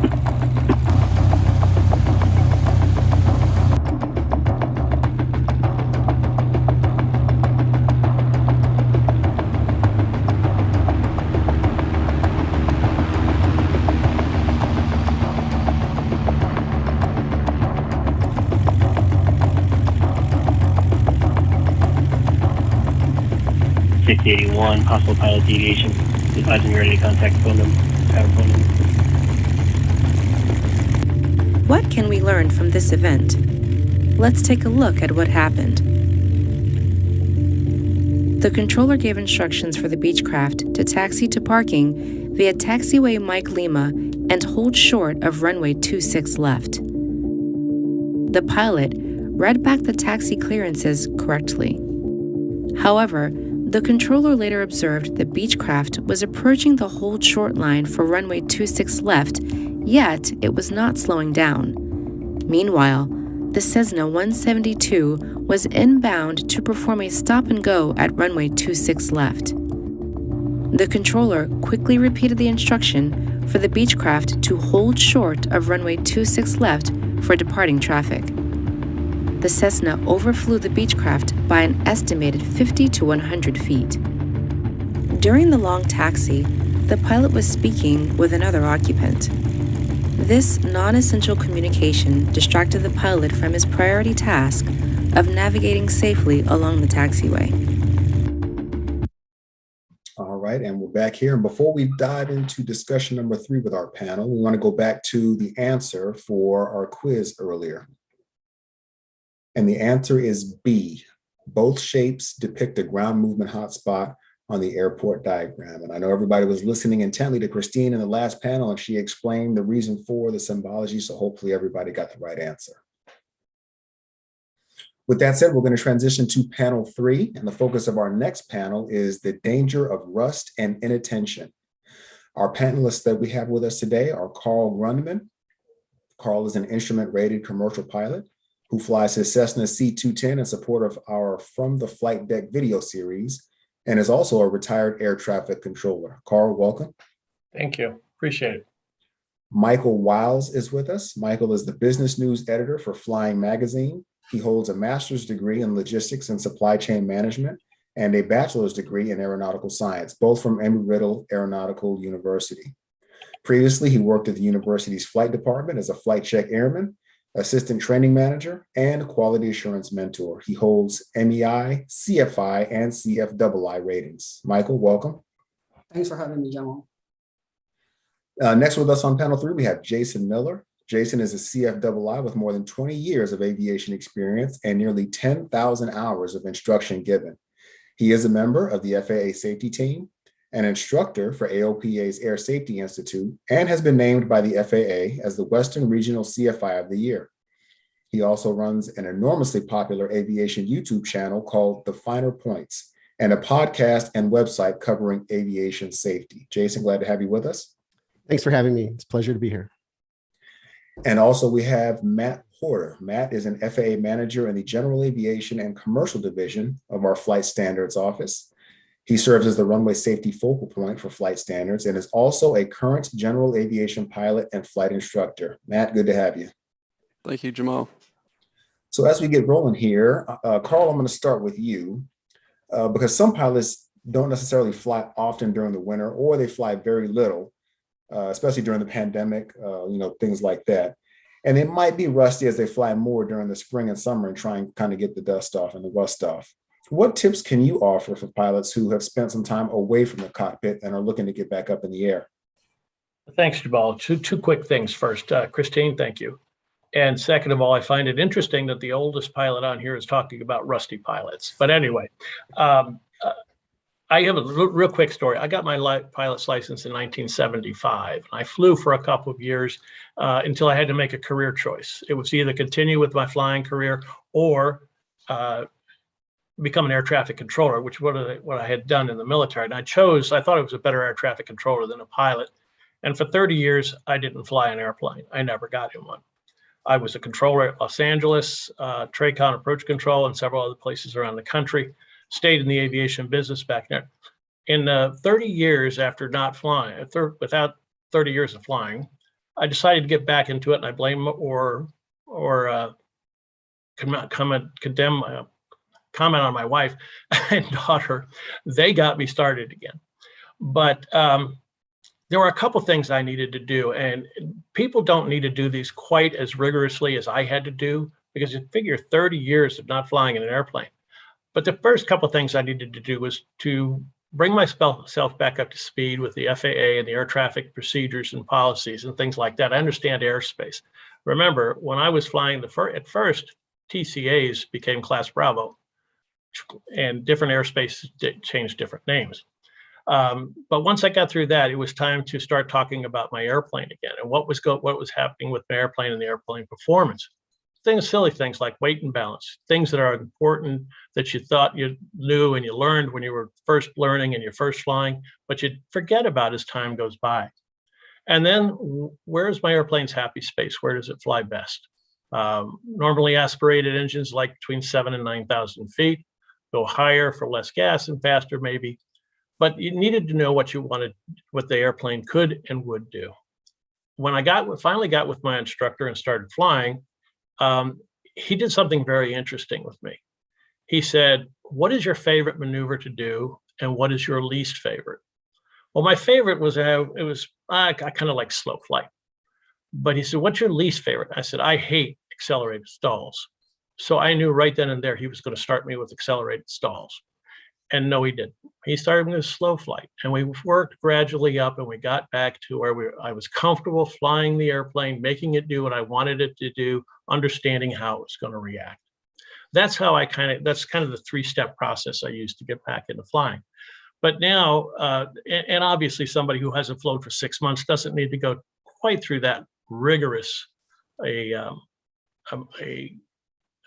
an agenda, but you need to kind of go through those kind of steps. And now, so what does a person do? Yeah, okay, so we look at air traffic, see what's changed. We check out the airplane, make sure it's working. But some of the things that since I don't fly for, say, a month or two, and then I fly a very large number of hours, 50 or 60 hours in about a week, I don't get rusty. I get a little hazy maybe, but not rusty. But one of the things that helps me is I always use a checklist. Always use a checklist. And I continually try to learn. I continually try and look for new ratings or for any information. There's a ton of stuff. Finer Points is a good example of that you can go online and just watch and you take away things from that. And like Bridget said earlier, the one thing that I would want people to know and really, really take this to heart, if you're ever in doubt or unsure what you're doing, ask for help, especially with air traffic. Air traffic is there to help you. And as a controller for 38 years, I know how that they work. So that in a nutshell is kind of what I think you need to do to get back into the saddle.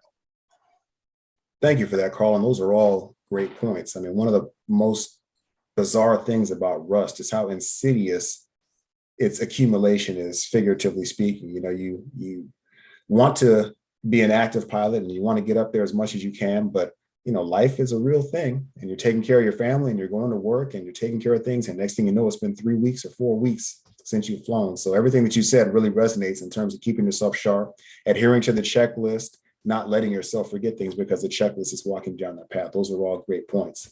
Well, I look at a checklist as a to-done list. It's if I go through my mnemonics and the things that I go through and the flows that I go through in my airplane, then I pick the checklist up at every phase of flight. And I said, did I do that? Did I do that? Did I do that? Did I do that? Great point. Great point. Michael, I want to pivot to you for just a second here because we know you've written about complacency and inattention and how it can affect most experienced pilots. What advice do you have for our attendees today? All right, thanks, Jamal. So I came at the whole idea of complacency from there's an angle where when you get more experience, you tend to let your guards down. And so while on one hand, some pilots don't want to always be on edge, there are things that you can do to help you stay in line when you start to get complacent. So you've seen it in more experienced flight departments that they have safety management systems that sort of anticipate the tendencies of pilots to want to go off guard or to sort of let their guards down the more experience they get. And so even GA pilots can, while they may not benefit from the structure of a large flight department or a airline, they can create programs for themselves that's going to help them keep them in line. So Carl sort of mentioned the idea of checklists. If you come up with a rigorous plan of how you're going to complete each flight mission and the standards that you're keeping yourself to, those will help. there's another low-hanging fruit, and it's just the idea of briefing. If you're going to go somewhere, especially if it's somewhere unfamiliar, briefings are a low-cost, high-leverage element, that hedge against complacency because they refocus the mind to focus on the possibilities ahead. They put you in the frame of mind of what to expect for the next phase of flight, and they root out the invulnerability of, it won't happen to me. So again, you see airlines and large flight departments benefit from the structure that encourage two pilots working together to brief each other. So GA pilots have to put in place that they're not going to skip those steps, that if they're flying independently or solo, they should come up with a standardized briefing for each phase of flight. And you will find that the best hedge against complacency comes on the ground by thinking about, again, the whole flight portion ahead and all the things that you have to consider, so that in situations where things are going wrong, you don't have to rely too much on I would say like complex thinking, but you could work from a system that will help you relieve your mental workload.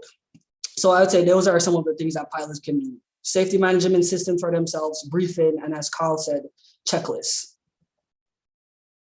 Excellent points. We appreciate you for that, Michael. Jason, I want to move over to you because we're talking, and a lot of the talk has been about, proper preparation. What are your thoughts about pilot preparation and how incursions can be avoided before the plane even moves off the blocks? Yeah, I think well, first of all, also thanks for having me here today. It's been really interesting to listen, and it's an honor to be a part of the panel. And it's so cool to see that there's so many attendees still here with us. I just want to enhance a little bit what Carl and Michael both said, because I fully agree. But I think, in terms of pilot behavior, what GA pilots can do very specifically, I think there's a roadmap out there for us, and we can look at it in the commercial world. And what you see is evolution of procedures to prevent the possibility of repeat accidents, right? An example, just a quick example, 2007 in Lexington, Kentucky, we've got a regional airliner takes off on the wrong runway.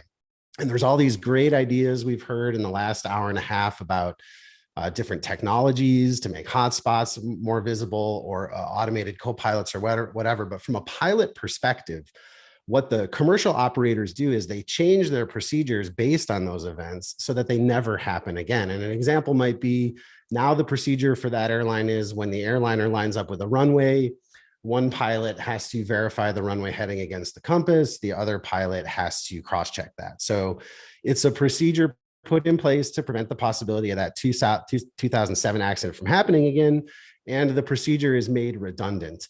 And that's what I hear Carl saying too about the checklist and the way he's using the checklist. It's a very specific single pilot usage where it becomes a tool for redundancy. And all of the things Michael's talking about, briefing and all of that. So I think there are roadmaps for us. If anyone doesn't know how to get a hold of a set of standard operating procedures, you can certainly look to the finer points, but I don't think it's that hard to find something like this online. And it's a living thing. It's not like you're going to get this list and say, okay, I'm done now, right? It's a set of procedures for you and your flying that have been developed by companies that may have had decades to figure this stuff out. Because in the commercial world, the company survives the accident almost always, right? And then they have a chance to learn and stand on the shoulders of all the people that have made mistakes before them. So in the world of GA, I just think a very simple fix in terms of thinking about it for pilots is to say, well, okay, let's stand on the shoulders of all the people that have come before us, and let's start to develop these more rigid, standardized procedures that will prevent the possibility of mistakes from occurring. And here's a really quick one that I bet a lot of pilots watching do. After you finish pre-flighting the airplane, when the pre-flight is done and the checklist is put away and the tie downs are all off and you're about to get in, a lot of pilots will do a final walk around, right? They'll just walk around the airplane and they'll make sure they didn't leave the fuel caps off, the tow bar is gone, the chains are down, the pitot cover's off, the gust lock's out. Just a little cross check at the end. And that would be the standard procedure to catch any mistakes from the pre-flight. And it acts like a safety net. And throughout the flight, it's not an infinite number of things as far as I'm aware of, right? There's just very critical points, like Michael said, the briefing, maybe a passenger briefing, a pre-taxi briefing that includes a diagram so you can discuss any of the unusual stuff you might see, like construction or co-located runways or any of that unusual stuff, you have a chance to brief it before the airplane moves. So as long as you do that and stay focused, no programming radios during taxiing. And there's a list of things that you'll want to adopt. But at some point, you've got all, your procedures are in place. You're catching the vast majority of mistakes that you know from history could occur. And if an accident happens tomorrow and somebody makes a mistake and I can learn from that and modify my procedure a little bit, then so be it. It's like a living document. And often people will reach out to me and say, well, I'm a rusty pilot. What do I do? I think a review of those procedures is a really healthy place to start because, for example, on the pre-flight, let's say you go out there and you totally forget the pitot tube cover. You didn't use a checklist. You forgot that was important. You missed the gust lock and the tail tie down still on there. You're going to catch all that in the walk around, right? So if you can kind of remember these critical standard procedures as you try to stay sharp when you're not flying, and employ those when you get back to the airplane, like it's simply just the way you do it, I think we'll catch a lot of those mistakes that might occur from rust or inactivity. No, those are great points, Jason. I'm glad you brought it up. I saw everybody nodding their head like, oh, yeah, everything he's saying, we agree with. I think we're all on the same page, really. I believe we are. I believe we are. Matt, I want to move over to you. And I have an interesting question, and it's almost a two-parter, because we have folks here asking about operations at smaller airports, regional airports, what have you. And it's not necessarily those ground operations that they're worried about, but more so how to train at those airports to operate at a larger airport. So if you had to kind of help somebody to make that transition while training at a smaller regional airport to operate at a bigger airport, what advice or information would you impart? Is that specifically for me? That's for Matt. I'm sorry. For Matt. Sorry. Okay. Yeah. Sure. I'll take that one.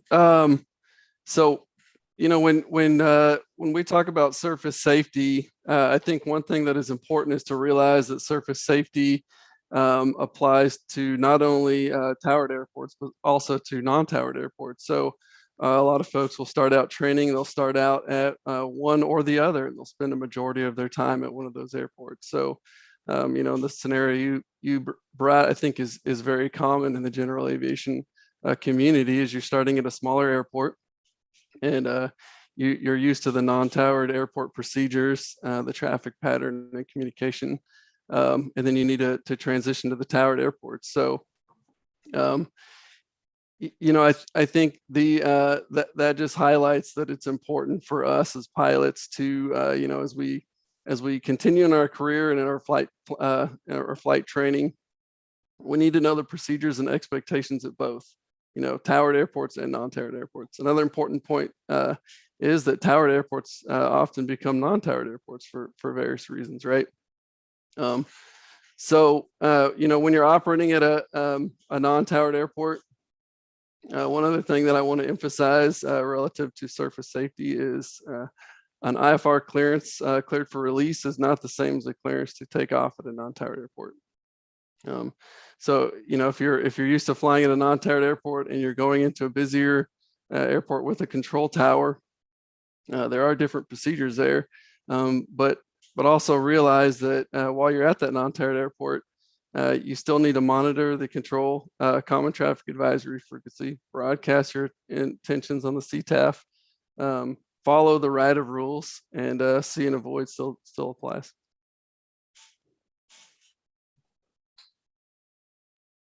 Excellent. Thank you for that.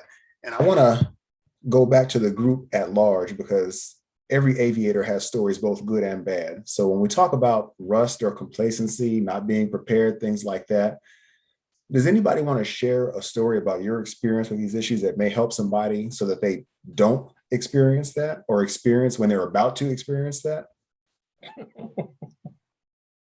Carl laughs, so I'm gonna let him go first.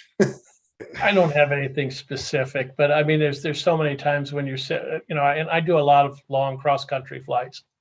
And if I haven't flown for a while, sometimes I'll sit there and realize, oh, I forgot to do this. Because I'll get the checklist out and I'll say, okay, I'm ready for descent. Oh, look at that. It was the last thing on the cruise checklist. I didn't do that. I mean, it sounds minuscule, but sometimes it can be at a critical point in the flight. But you catch yourself, and I don't ever do that again. It's just one of those things. You just have to keep being aware of what's going on around you. Yeah, I think rust is an insidious thing, and it's hard to notice. So you have to be really careful. I tell people that flying is sort of the opposite of riding a bike. Like, you're going to remember yourself as good as you were, but I promise you weren't. And this is where, like, I think we can also emulate professionals. I mean, how often do professional airline pilots have to go back for recurrent training? And I'm sure that number is not arbitrary. It was probably developed over some period of decades, right? But I recommend for GA pilots, 6 months, every 6 months, pop in with your CFI. Or if it's been a really long time and you're not sure, just take it on faith that you're probably missing things and execute a flight that is like a backyard flight. Go do your solo routine where you go out to the practice area and just run some slow flight or steep turns, and then check that. Okay, I got one flight on my belt box, and do something greater the next time. I'm going to echo what Jason said earlier about holding yourself to a high standard. I think especially when you're flying with another experienced pilot, that's when you tend to lower your guard, because you're looking at the other person and saying, well, I feel safe. And you start doing things that you probably wouldn't have done with a lesser experienced pilot. You maybe forget sterile cockpit in certain phases of flight, or you just really tend to let things creep in. And that's where I found I've made errors. It's flying with another experienced pilot. So the hedge against that is saying to them ahead of the flight, look, we know we're friends, we're cordial, let's not skip these things. We both want the safest outcome from the flight. And I think that's something both pilots can always agree on that they should do. If they have enough experience, they'll know that's not like a bad thing. Yeah, 100%. Yeah, that's a great One point. thing Go ahead, Carl.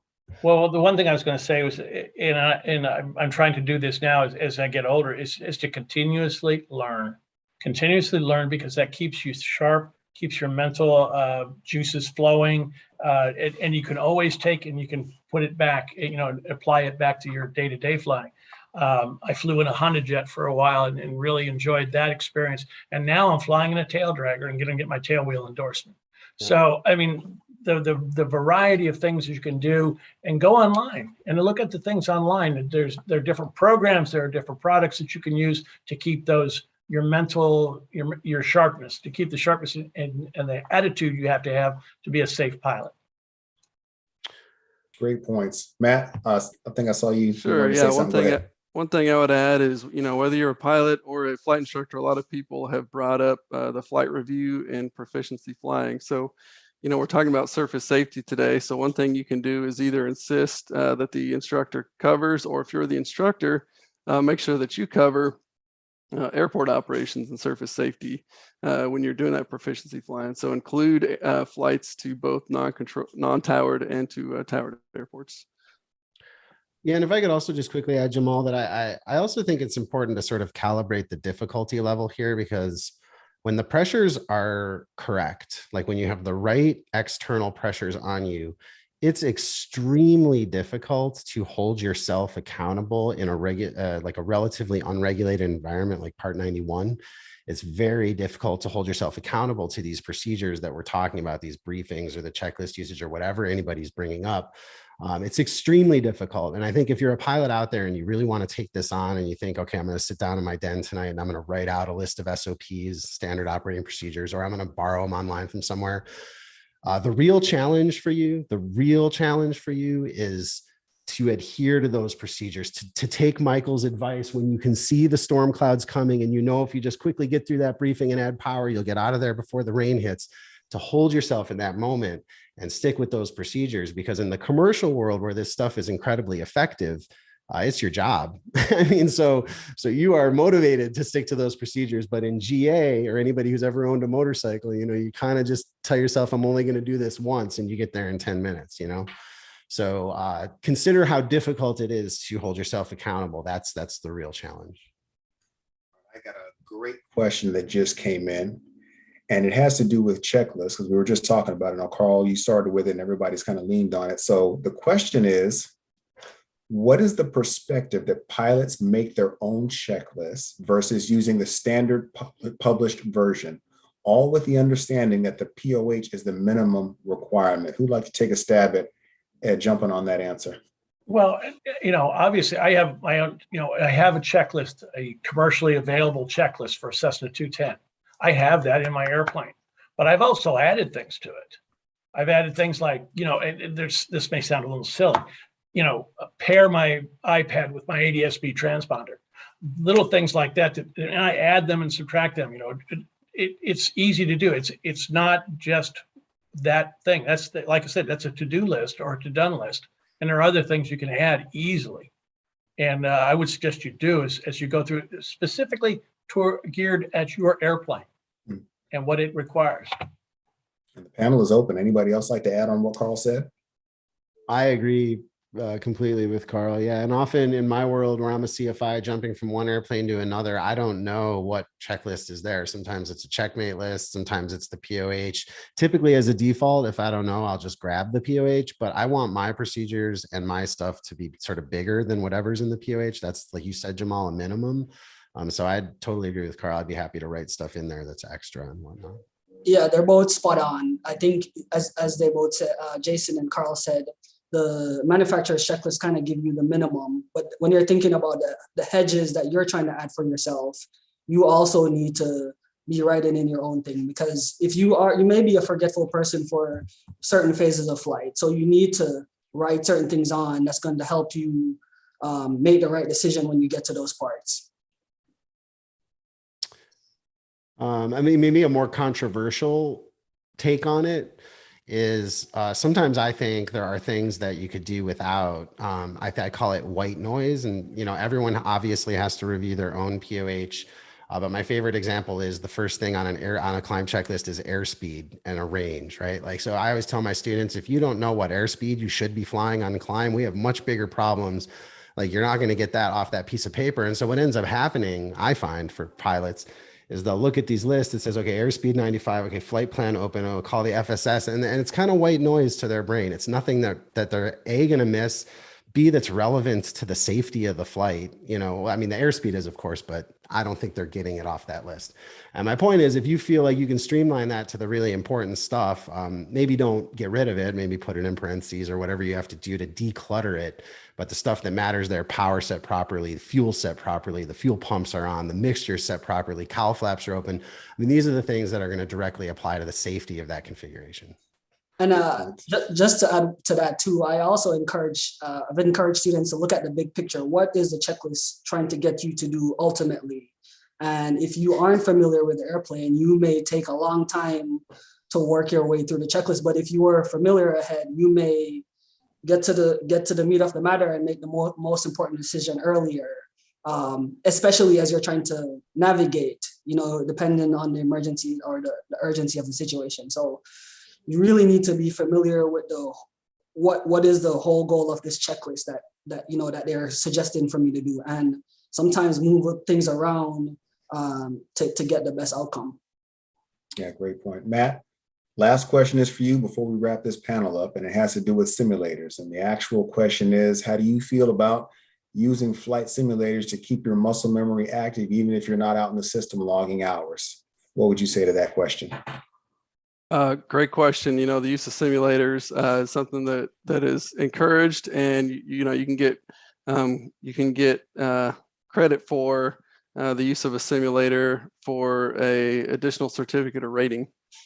So it's obviously something that is recognized as a good thing to do. But relative to surface safety, there's a lot more advanced visuals nowadays, and you can practice the taxi procedures a lot better than you could in the past. So that's definitely something that technology has helped us with.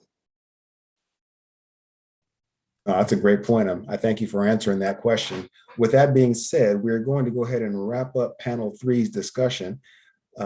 Just like the other panels, this was very, very informative. A lot of great information was imparted, and I do appreciate all of our panelists for taking the time to jump on here today with our attendees. So thank you, gentlemen. And with that, I'll let you go ahead and close your cameras as we get ready to transition.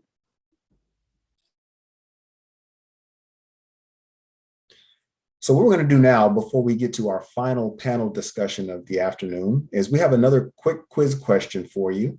And this one is about chart information.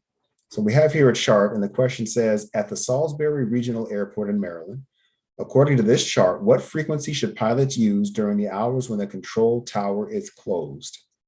And you have 4 options here. I'll give everybody about 10 seconds to take a look and see what the answer is.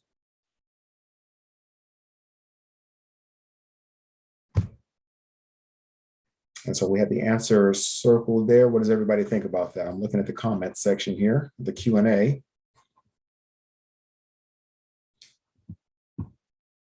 I'm not seeing anything. I don't know how many people got it right or got it wrong, but we are here to learn. So with that, we'll transition to our final panel discussion. And that discussion is called From the Flight Deck and From the Tower. And what we're going to do now is show a final video clip from our From the Flight Deck series. And the video is called The Importance of Hold Short.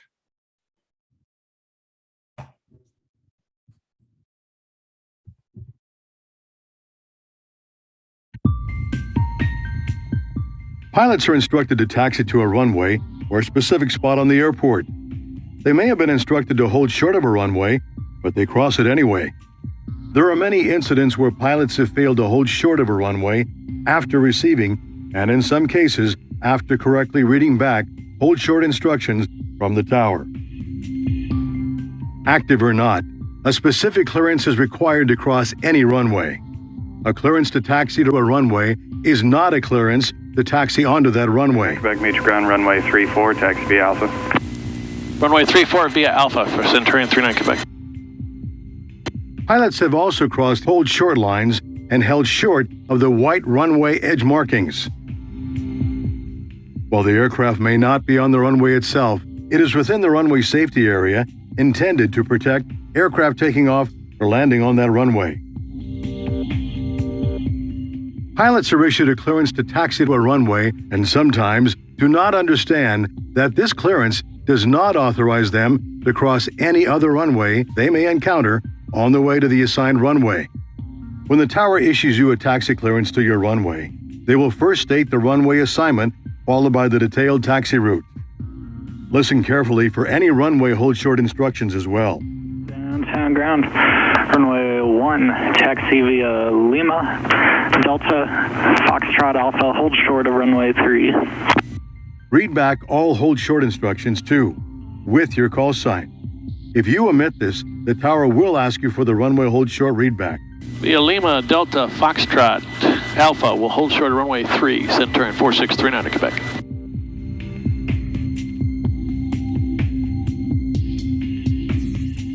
Tower, Centurion 39 Quebec, holding short of runway 14 right.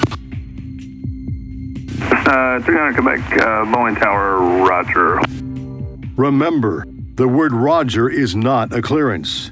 It is simply an acknowledgement to your last transmission. Centurion 39 Quebec, holding short of runway 14 right.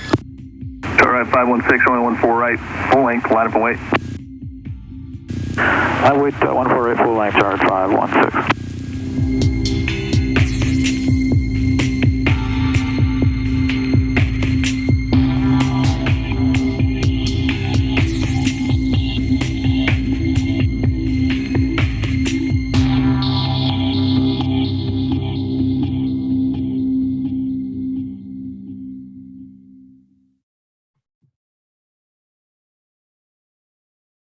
And we are back with our new panelists for our panel 4 discussion. We are joined for panel 4 by Gio DePiero, who is the FAA Group Manager for Runway Safety. Gio, welcome. We also have with us Steve Ritchie, Air Traffic Control Assistant General Manager in the Cleveland District. Steve, welcome. Hello. And from our previous panel, we have Bridget Singh-Ratanakool back with us again. And she is, as I mentioned before, the National Runway Safety Representative for the National Air Traffic Controllers Association. Bridget, welcome back for your round 2. So since this topic is called From the Flight Deck and From the Tower, let's start with the flight deck. And Gio, I'll start with you because we've just seen videos about hold short and wrong surface issues. Are these the most frequent causes for GA pilot deviations? What insight can you offer us on that? So Jamal, thanks for the question. As we look at our data, being a data-driven organization, we look at the different types of runway incursions and even the wrong surface events that we have in the national airspace system. For example, wrong surface intersection departures, when you get on the runway going in the wrong direction, that's also a runway incursion because you're incurring on the incorrect presence on that runway. So when we look at that data, we've developed these different videos, specifically like we just saw the hold short video. So the pilot can sit there and understand the markings, the signage, and the lighting. And what really boils down to is three things. It's the planning before you enter that three-dimensional puzzle that's going to happen, looking at that airport diagram. It's that communication aspect with the pilot controller. And then it's that scan. As you kind of get into that environment, constantly heads up, eyes out, another animation that we kind of have on the pilot simulator, that you're always involved in that. Those three things, if you do those consistently, repeatably, all the time, really puts you in that three-dimensional puzzle and will mitigate those runway incursions and wrong surface incidents. Oh, thank you for that, Gio. That's great information. Bridget, while we have you here again, from the controller's perspective, you're in the tower. We know that you're vigilant, no distractions. There's no place for them. You can't afford them.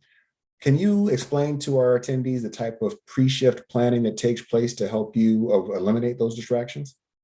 Yeah, so there's a few things that we do before every shift, one of which I'll bring up here because I think it's pretty important for the pilot side too, but we do a weather briefing.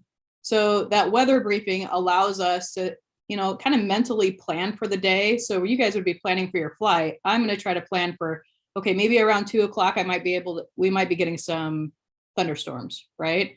But that mental preparation gets me in the mindset for the rest of the day.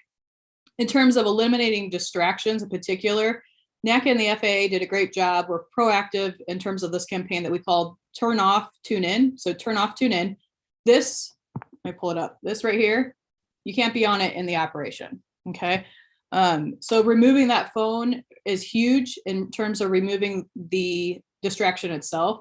Also, another thing I like to bring up is just unnecessary communication. So if the communication or us talking really isn't necessary towards the operation, should we be having it? Or is it really more or less just a distraction for us? But we train a lot on technology in particular. So basically controllers are really proficient in utilizing those tools that are in front of them. So that different technology that's right in front of them, the more proficient we are on them, the better off we are, because then you're going to have less distractions, right? So I kind of equate all of this to flying with a stereo cockpit and being really familiar with your avionics. Because if you're unfamiliar with your avionics, or there's several user interfaces out there, but once you start pushing buttons, you may actually get kind of lost in it. And then you're inadvertently having more heads down time than necessary. So bottom line, know what you got to do to be successful. Prep as much as you can on the ground, especially if you're in a single pilot ops. Yeah, thank you for that. The stereo cockpit, we talked about that in the previous panel, and it's so funny how you don't necessarily think about it, especially in the GA environment, because you're typically friendly with the folks you're flying with, and you don't want to seem like the jerk that shuts up. But there's actually a purpose behind it. But advertising that purpose kind of helps everybody to be safer. Hey, listen, we're moving around here, and I don't want to hit anything or anything to hit me, so I'm going to be quiet or involve them in the aviation process. We're going to go stereo, but if you see something, say something as it relates to the situation that we got here, the safe operation of this aircraft. And as soon as we get up in the air a little bit, we'll start talking again. So you bring up great points, and it's always good for us to be reminded of that, especially on the GA side of the house. Steve, I want to transition to you because we're looking at initiatives, and another initiative that we have in the tool bag are the runway safety action teams, the RSATs that have been mentioned in the previous panels. And you yourself have worked on these teams. Can you explain to our attendees like what they do and how they can help work with the GA pilots?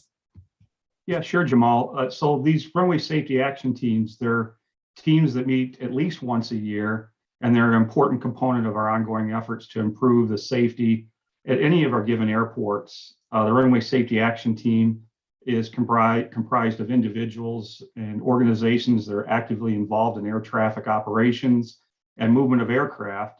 That's the vehicles, the equipment on the airport operations area known as the AOA. So the participation is going to come from all of the airport's interest, including the tenants, the fixed-based operators, airport operations, flight standards, air traffic control, the local tech ops and maintenance personnel. And the participants are just asked to help develop recommendations and solutions to enhance the surface safety. They'll discuss upcoming construction projects. They'll go over previous runway incursions from the past year so that they can learn from those. And we'll actually watch videos and go over lessons learned with the team. And so that team plays an important role in identifying hotspots on the airport and discussing a game plan to have those hotspots mitigated. So it also gives the GA pilot that opportunity to provide input and solutions that they may have when they're flying in and out of the airport. And probably one of the biggest things is it's that interaction with everybody that uses that airport. And it brings the pilot community together with the controllers, and the controllers can, like Bridget has said earlier and the panelists have said earlier, it gives you to see the human side of the air traffic controller. And we put our pants on the same way as the pilots do. I'm a pilot myself, and it's just a great opportunity to come together and talk about runway safety and enhance the safety there at the local airport. Yeah, and those are fantastic points, Steve. I'm glad you brought those up. I mean, we're talking about all this stuff, and it's just very, very good to have that stuff kind of reminded. I'm looking at the questions that we have coming in the Q&A, and one of them is, how does a hotspot occur? Can they be predicted? And I'll throw that out to the panel to see if anybody wants to kind of answer that. I'll jump in. I'm sure Bridget will want to probably join afterwards. So when we look at our airports in the National Aerospace System, a lot of these airports really were developed back in the 30s and 40s for a totally different time frame. So these fields were sometimes military installations that the design standards that we have today in the National Aerospace System, they've changed drastically. It's those things that when we look at why we have areas that have hotspots, it's because of how the airport was originally configured. And this is when you saw earlier in the presentation that runway incursion mitigation projects that Office of Airports does is taking that non-standard geometry and bringing it up to current design standards. So predictability, we kind of know that certain types of nodes of different taxiways coming together have a higher risk. But what's done till that concrete can't get changed is that signage, that marking, and those lightings. Those things are imperative to kind of mitigate some of these things. Bridget? Yeah, I also want to bring up the fact that hotspots they're not a bad thing. They're actually good, because really what it is it's nonverbal communication. I get to communicate with you before you even turn your aircraft on, right? In other words, I get to tell you, like, hey, I've had a lot of catches of aircraft, instead of turning right, they actually turn left here, but you're really supposed to most likely go to the left. So watch out for it. It's a big piece of, as we kind of mentioned a bunch of times here, but trying to go to those runway safety action team meetings, trying to go to those pilot controller forums, so you can voice also your experiences and saying, hey, you know what, I almost turned left here instead of going straight. And then you'll get to see other people's experiences as well. Yeah, that's a great point, Bridget. Looking at more questions here, we have one that says, how much scrutiny does an oops, I crossed the hold line get compared to a near miss on the runway? They're both runway incursions, Jamal. That's a thing. Fortunately, when we look at our data, a lot of it are those oops, I just crossed that hold short line.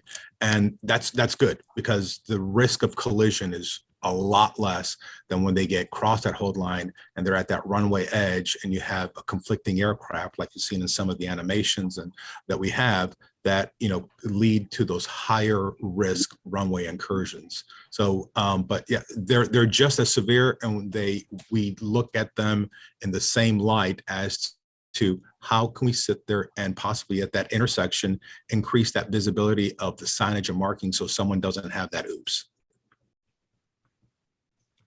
Does anybody else want to add on to Gio's comment before I ask another question? Well, and Jamal, sometimes we'll have a system safety review with the controllers when things happen. And what we've done at the facilities I've been at is we'll bring the pilot in on those we call them SSRs. We'll actually bring the pilot in. So it's a learning experience for the pilot. And we try to get as many controllers into those as we can, and our supervisors, our management team, because really it's a learning experience. And I think if there's one message we want to get out is we're here to provide a surface to everyone that flies. We're here for you, and we want to provide that world-class service. And when you cross the hold short line and there's an aircraft coming inbound, you're crossing that hold short line unauthorized, it's an incursion. And it's an incursion no matter what happens, just like Giovanni said. And we take those serious. But what we also want you to know is air traffic is not going to come at you and try to, we got you. We want to make it safe. So when you're flying, that you feel like everything's going to work out. When I get in this airplane, it's all going to work out. And that's what we're there for, is to help you do that. Bridget, anything to add? I like the fact that you brought up the SSRs in particular, because that element of working and being immersed in that aviation community within your local airport is important, right? That's how we all learn. So whether you're working with different supporting general aviation organizations, or you're going to that pancake breakfast on a Sunday morning, right? Going there, communicating. We try to get as many folks as we can to those types of events so that we can get that, as I mentioned before, that face time that's really critical. So be as active as you can, immerse yourself in that aviation community, because the fun part about it is we all have the same type of love. That's a great point. And I want to stay with you, Bridget, for just a second as the controller here in the group, because we got a very interesting question that came in, and it has to do with student operations. And the question reads, I fly out of an airport that has a very busy student pilot operation. The tower operators seem to require readback of everything, including every taxiway on the taxi route. As I read the FARs, this is not a requirement. Please comment. So as the controller in the group, I'm going to leave that to you to talk about for a little bit, Bridget. So a lot of experiences are based off of everyday experiences, right? So in this case, most likely what happens is there's probably some type of confusion that they typically see from those student pilots. And if you're a student pilot and you're flying out of a flight school that's on that that's actually at that airport, I know those tail numbers. So I know that most likely you're a student pilot, even though you could have your commercial, you could have your multi, you could be CFI double I. I don't know who's in that cockpit, but I may be treating you as if this is your first solo. So that could be a little bit of what's going on there. I did see a lot of questions with regards to how do you get the controllers to speak slower? So Gio's laughing a little bit. Inherently, we kind of all do it sometimes. I do it myself, and I even catch myself on here a little bit, but recognize a little bit of the human side of this too. So speaking faster for a controller is a sign of workload. So in other words, I may be getting overloaded at that point in time. So I might start speaking faster, and it doesn't negate the situation that we do need to, step back sometimes and slow down, because inadvertently I'm going to be creating more work for myself. My point in saying all that is don't be afraid to say again. Okay. So we all need to have that discipline, that focus. But if you need me to say it again because why you're probably questioning something, just say it.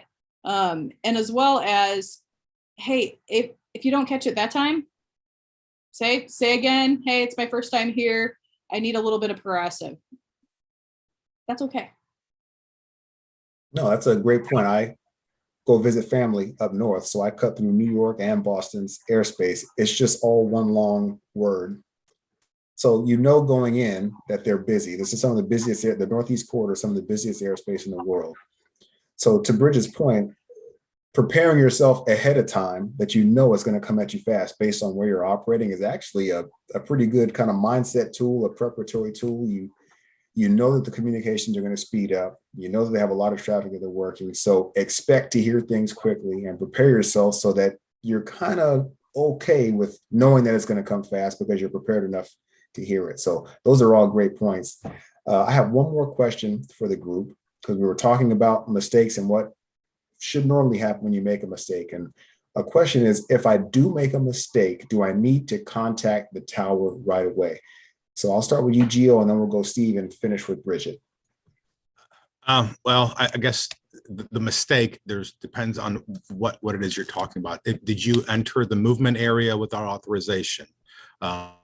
Did I cross the whole short line and the tower doesn't really see that because of the distance?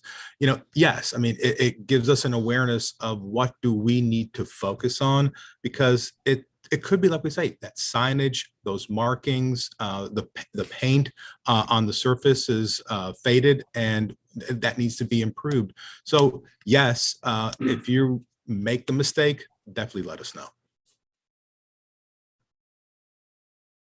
Yeah, absolutely. If you've made a mistake, it doesn't hurt to call the tower. 9 times out of 10, if it was something that the tower felt was a mistake, they're going to have you call the tower. And that's when you can have that open and honest conversation with the controller or whoever the controller in charge is, or the supervisor, and they'll give you feedback to what happened. But most of the times it's just a learning experience, to where if you've made a mistake, that you learn from it and we move on. It just depends on the mistake. Jamal, I'll take this in a different direction. If you ever have the hair on the back of your neck stand up a little bit, or you're like, hold on a second, you're second guessing yourself, even just for a split second, ask me. If you're ever in doubt, ask. And then hopefully we can try to prevent that mistake from taking place. Either way, communication is the most important element here. And we need to be on the same page, the pilots and the controllers, because that's a big part of the safety piece. That's great. That is the end of panel 4. And I want to thank Gio, Stephen, and Bridget for the awesome information session. I appreciate your expertise and your knowledge and your time today, as I'm sure the other attendees do. So with that, I'll give you guys a chance to close your cameras as we transition to our final remarks. And before we do that, to our attendees, I want to thank you all for attending today. And as a reminder, as we all know, 99.99% of the ops that occur in the NAS operate without incident. And it's because of folks like you who are staying sharp, who are attending events like this, who are keeping your skills sharp in the air and making the NAS the safest place in the world. With that said, I will transition to Frank McIntosh for some final remarks. Well, thank you, Jamal, and just an outstanding job moderating the panels and the whole entire session. Thank you, sir. We really appreciate all that you do. It was a pleasure for all of us to be with you from the flight deck. Spring training this afternoon was dedicated entirely to you, the general aviation community. Thank you for joining us. We really appreciate everyone's time and attendance today. I'd also like to thank Acting Administrator Billy Nolan for kicking off our meeting with remarks about what we can all do together proactively. Because of the complexity of aviation today, it is imperative that we work together as a team.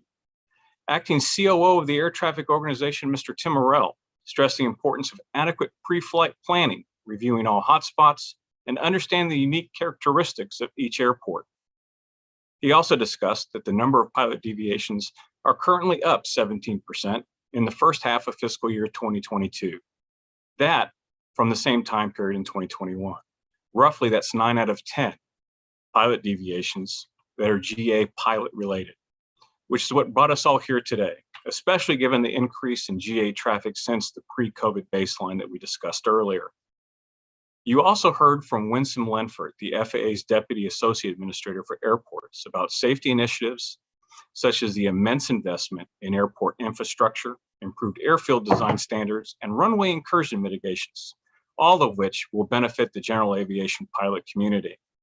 I'd also like to thank the many panelists who took their time to join us today, and they shared their incredible insights. I think they just did a wonderful job. I hope you did too.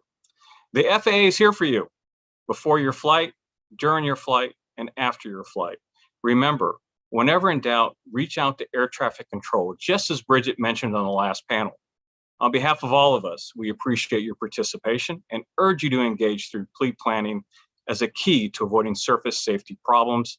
We thank you very much, and we hope to see you next time live from the flight deck. Bye, everyone.